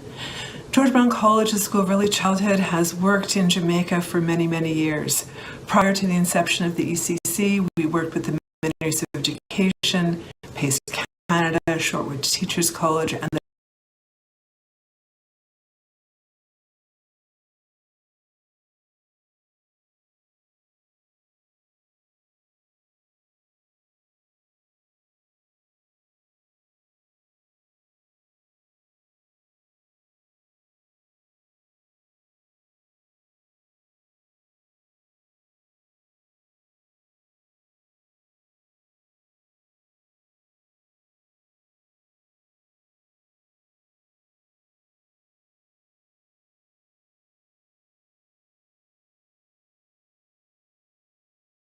congratulations.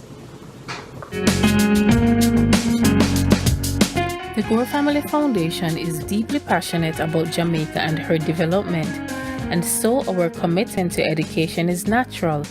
We decided on early childhood education as the best investment for our resources, as we think this is where the system is weakest, aimed at ensuring that our children reach their next step for success. Our IT Playmate are the focal point of our support. They work in the schools on a day-to-day basis, interacting with students, parents, teachers, and principals. They use technology to encourage play, which is pivotal to a child's learning process. We do use some specific programs to achieve our goals, such as the Reach Up and Learn program. It helps to provide a stimulating learning environment for children, which improves quality interactions, facilitates learning, and building skills in children. It uses an interactive approach, teaching parents different techniques to help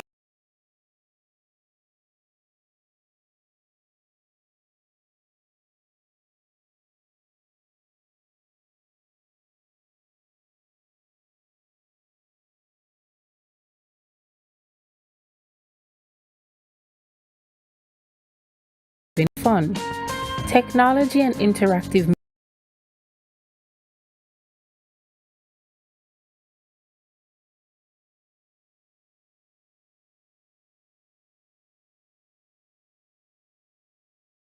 management, friendship skills, and problem solving. The program contains separate sets of lessons for use in pre-kindergarten through 8th grade. The foundation also uses tennis as one of its main tools in our mission to prepare our students for their education and life. Most would ask, why tennis? Well, tennis is a fun sport. It also teaches good hand-eye coordination, positive social interaction, self-esteem, while having fun. Additional information about the Gore Family Foundation and what we do can be found on our website. Thank you.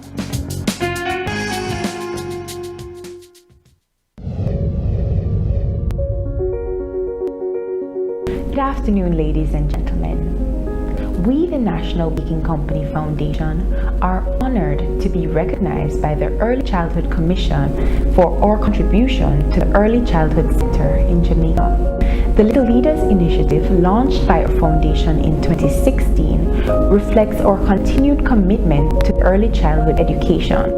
Through this initiative, we have been able to invest over $150 million in scholarships and donations. Through partnerships with the Early Childhood Commission and other stakeholders, our aim has been to support our teachers to enable the provision of quality learning experiences for their students. In keeping with our aim, the foundation has distributed island-wide to early childhood institutions learning kits particularly tailored to hone math, science, and literature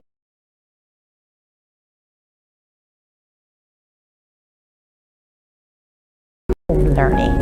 We have also, through our teacher development program, been able to offer training and scholarships to teachers island-wide.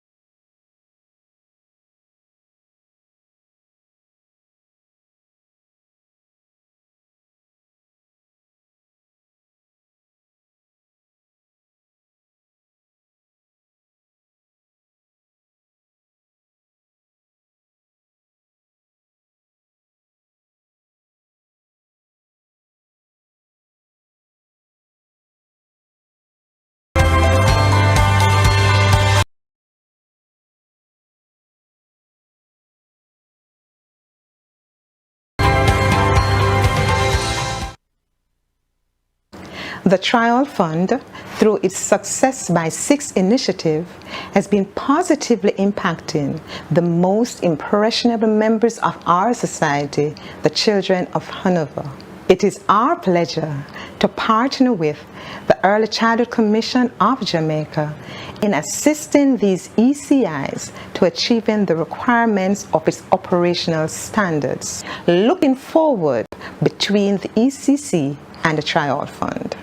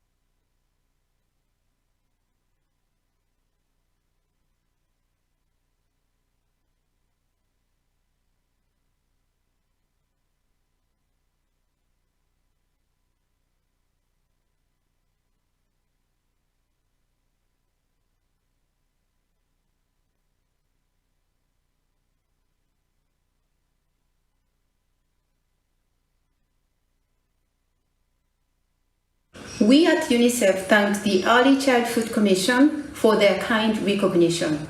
We are proud of our long-standing partnership with the ECC at both levels of policy and practice to help ensure that all our children have the support they need to get the best start they can. We have partners around many critical issues in early childhood development over the years, including parenting, the development of the Child Health Passport, the National 0 to 3 Strategy, and the First 1,000 Day App, the Age 4 Assessment, the Child Development Therapy Program, and more recently, the IRE Classroom Toolkit Scale Up, as well as the introduction to teaching children with special needs online, free to access courses at users' convenience. We encourage all our early childhood practitioners to follow at UNICEF Jamaica on social media or Jamaica, where you will find additional helpful content and strategies.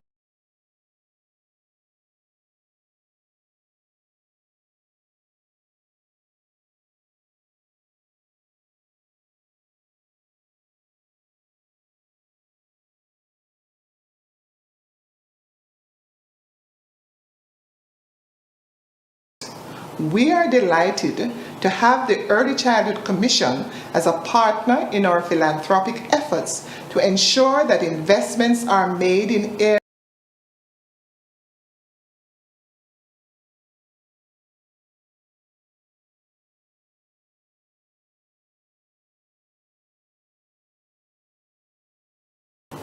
on behalf of our patron Usain Bolt and the board of the foundation.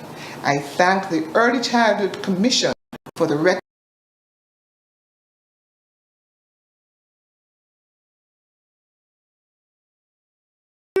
Interactions and relationships with children. Early childhood staff should have the characteristic training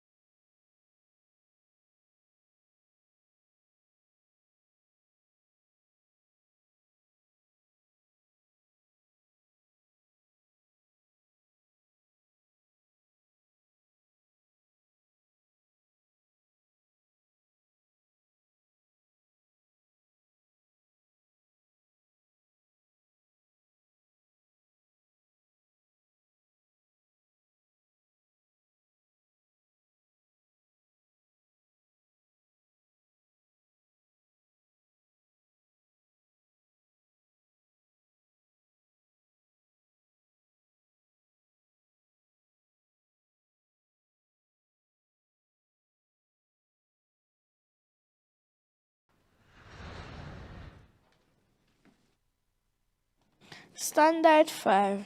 Indoor and outdoor equipment.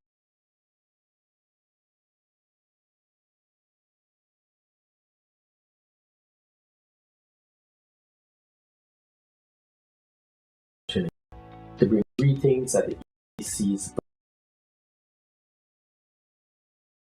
just support government's thrust to improve the quality of the early childhood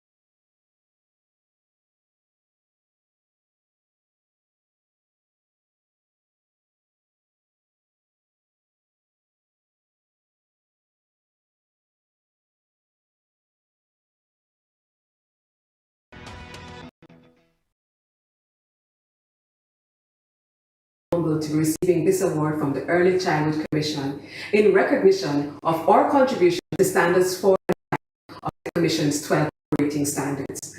No doubt, the importance of working together for the common good of our children, and we're most grateful to our awardees.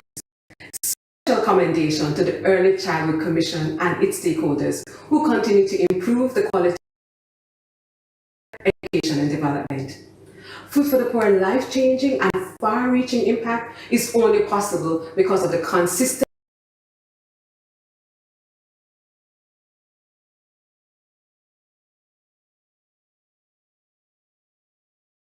offering this recognition and blessing to all the awardees.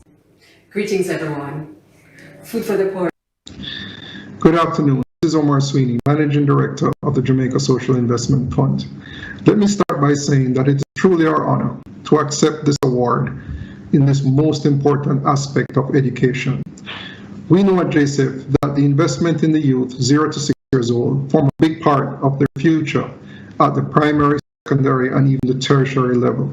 We also know at JSIF that education is the key to stamp out poverty across Jamaica. So over the years, we have invested in a myriad of curriculum development, teacher development, as we seek to partner with the early childhood institutions across Jamaica. We also know, as we work one community at a time, that the importance of education and a good education.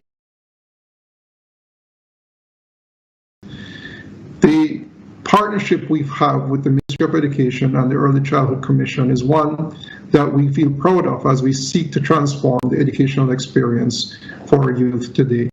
As such, we humbly accept this award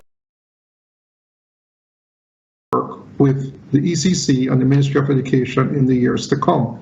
So on the behalf of the board, the management, and staff of JSIF, I thank you for this award, I thank you for this recognition, and look forward to our partnership.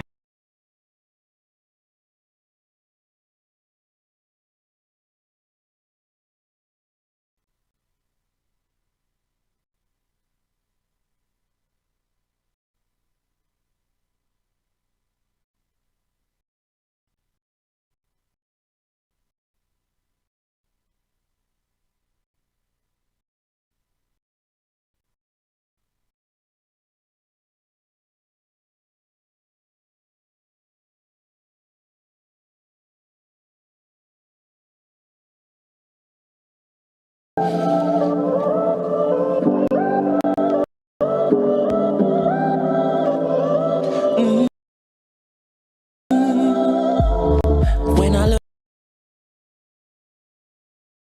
I'm blessed, and I close my eyes, I feel like the richest man in Babylon, and I've done my best, so everything's all oh, every morning I know it is a blessing, so when the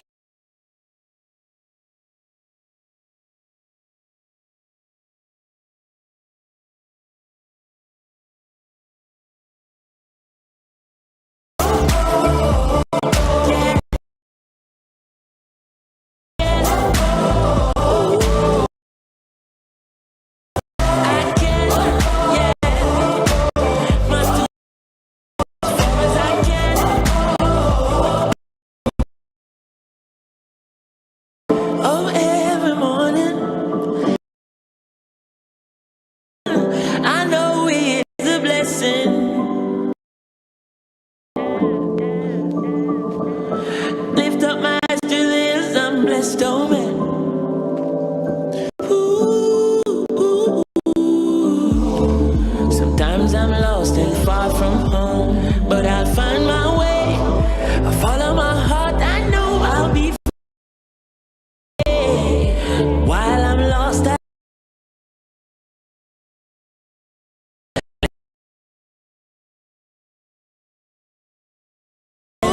every morning I rise, I see the sun.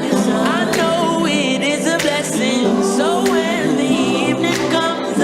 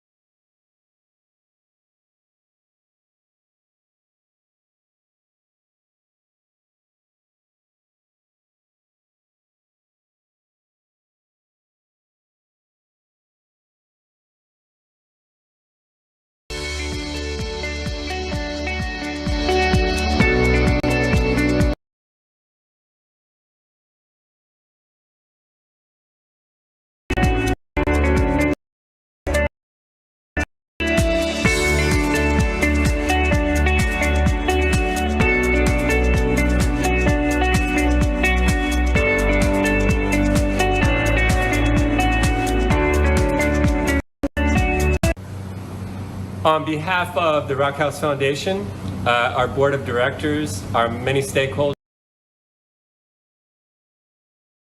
the Childhood Commission for acknowledging the foundation's work in Western Jamaica. We really appreciate this acknowledgement. We've been at this a long time, and the Early Childhood Commission has been a great partner along with the Ministry of Education.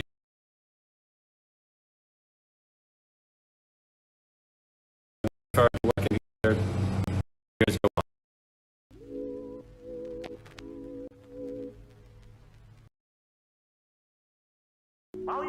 I got involved when I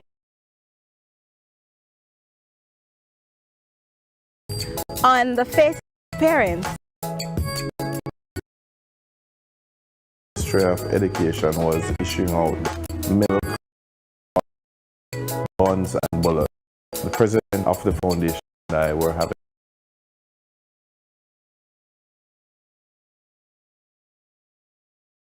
rice, flour, etc. in the serving groups in school.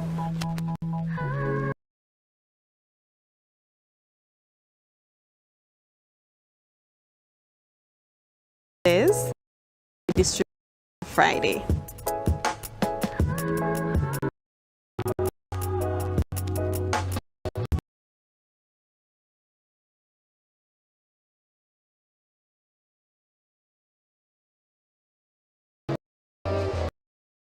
I do enjoy going out to the school communities, just getting feedbacks from parents to the online schooling that is going on now. The package that we give, it serves for approximately 2 weeks. So they were now able to use that money to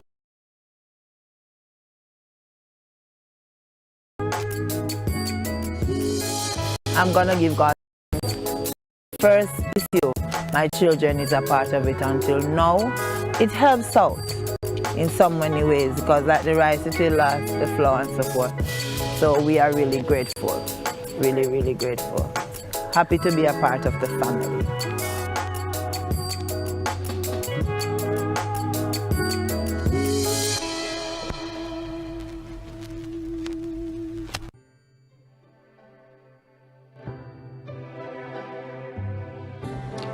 The Union of Jamaican Alumni Associations, USA, Inc., has supported infant and basic schools since our inception in 1990.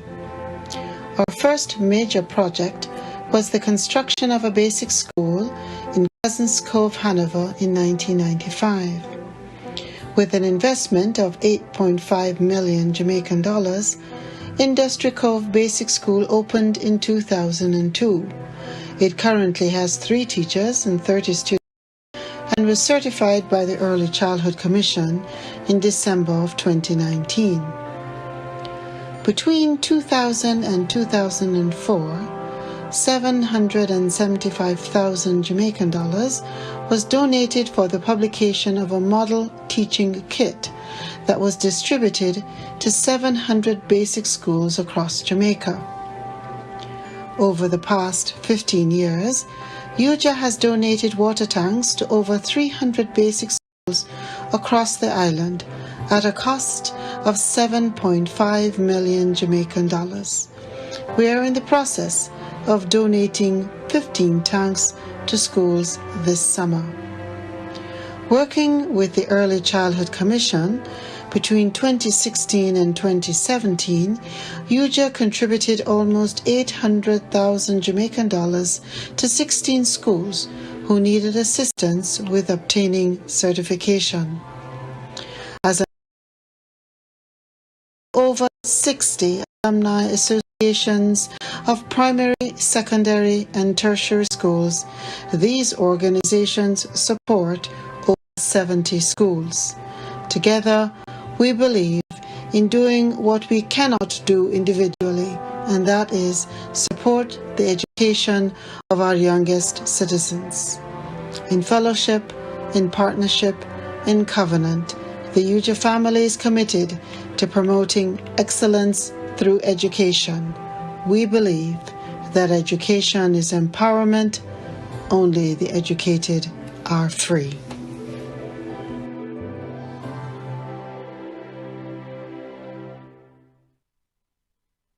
Sincere thanks to the Early Childhood Commission for recognizing the Union of Jamaican Alumni Associations, who over the past 30 years has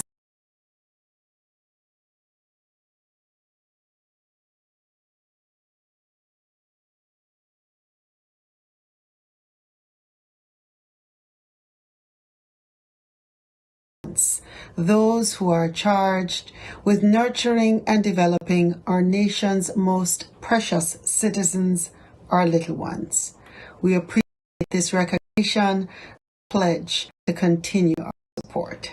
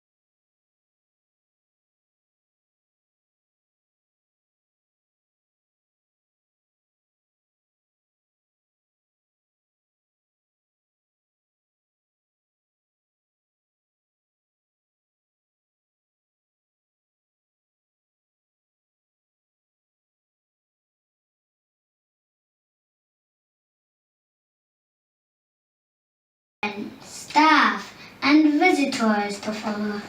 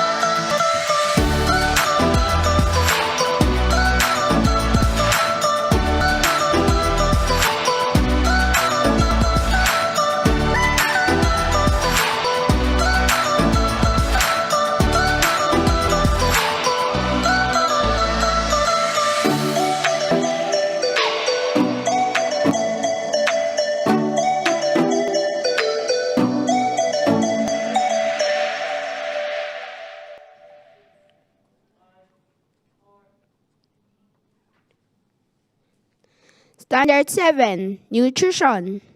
Early childhood institute with nutritious meals and the model good nutritional practices for children and families. My name is Dejoni Watson. I love my food, and my teacher ensures that I get a warm and nutritious meal daily.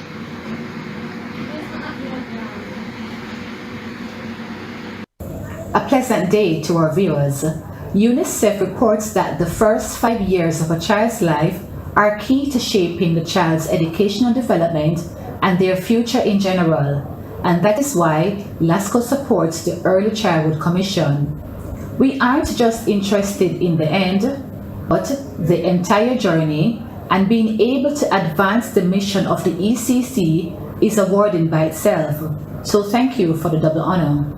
This award is abundantly meaningful to us as active participants in the betterment of education in our country, Jamaica. Thank you.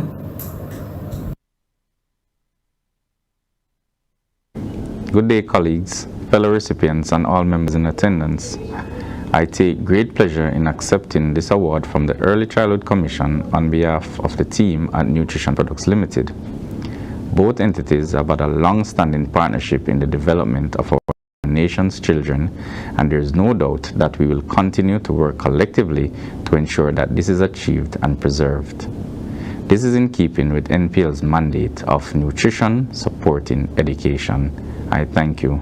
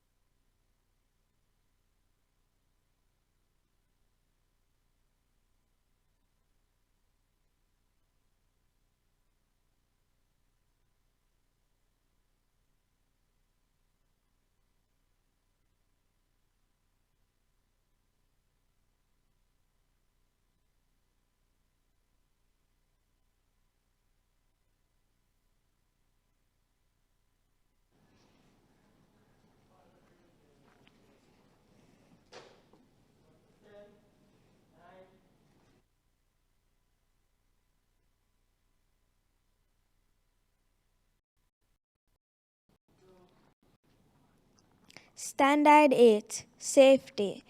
Early childhood institutions have physical environments that meet building, health, and safety requirements, allow adequate space for children, and facilitate the development of children and staff.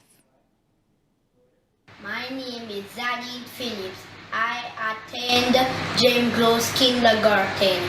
My teacher and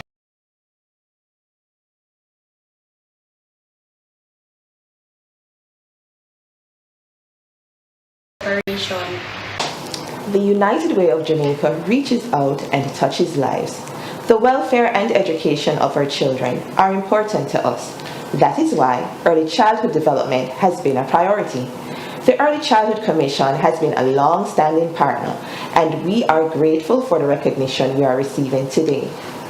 It is with pleasure that I accept this award on behalf of the United Way of Jamaica. Thank you. Standard 9. Child rights, child protection, and equality.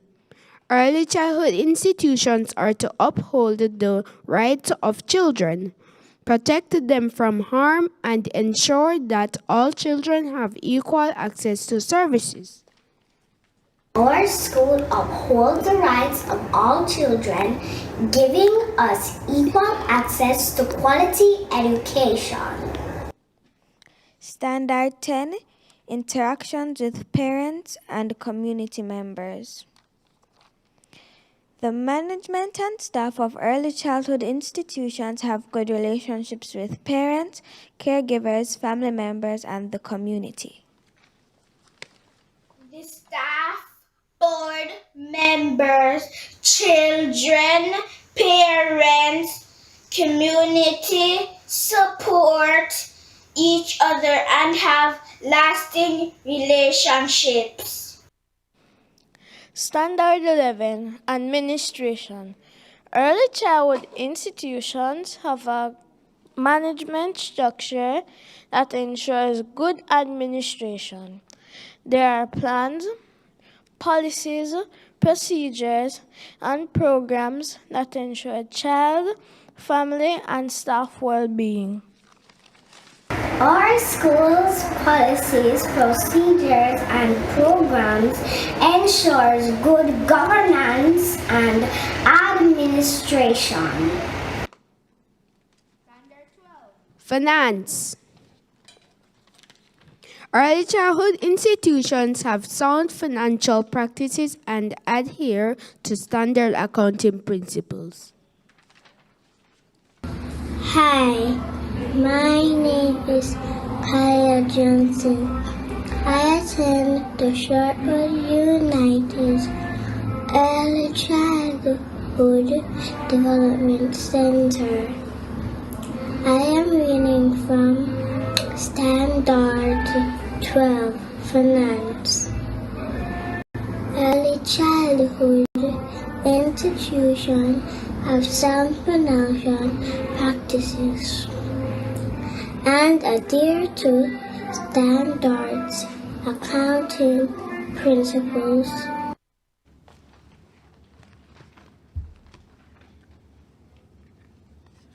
Master of Ceremonies, Mr. Leighton Jones.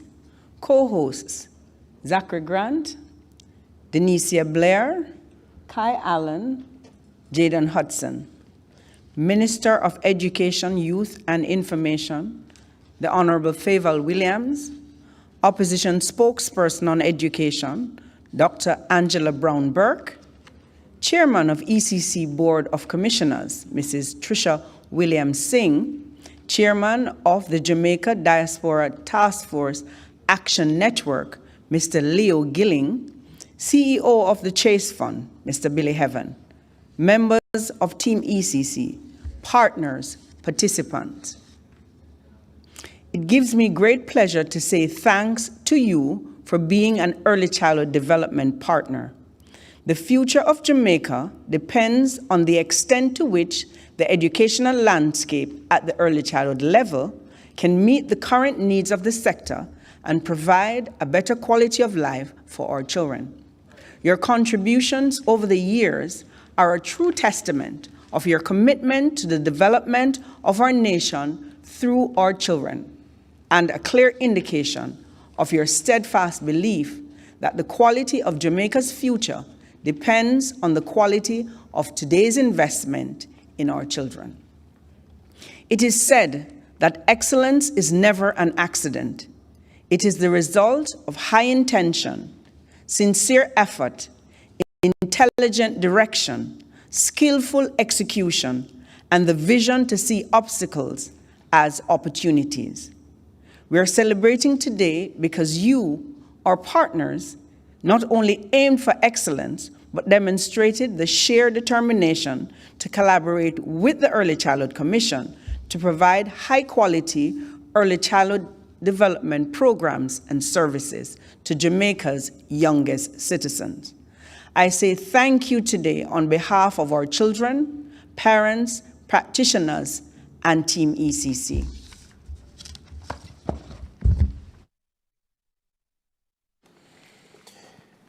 Thank you, Mrs. Deslandes. Donating is not about standing out, but it is about making an indelible mark on those we serve.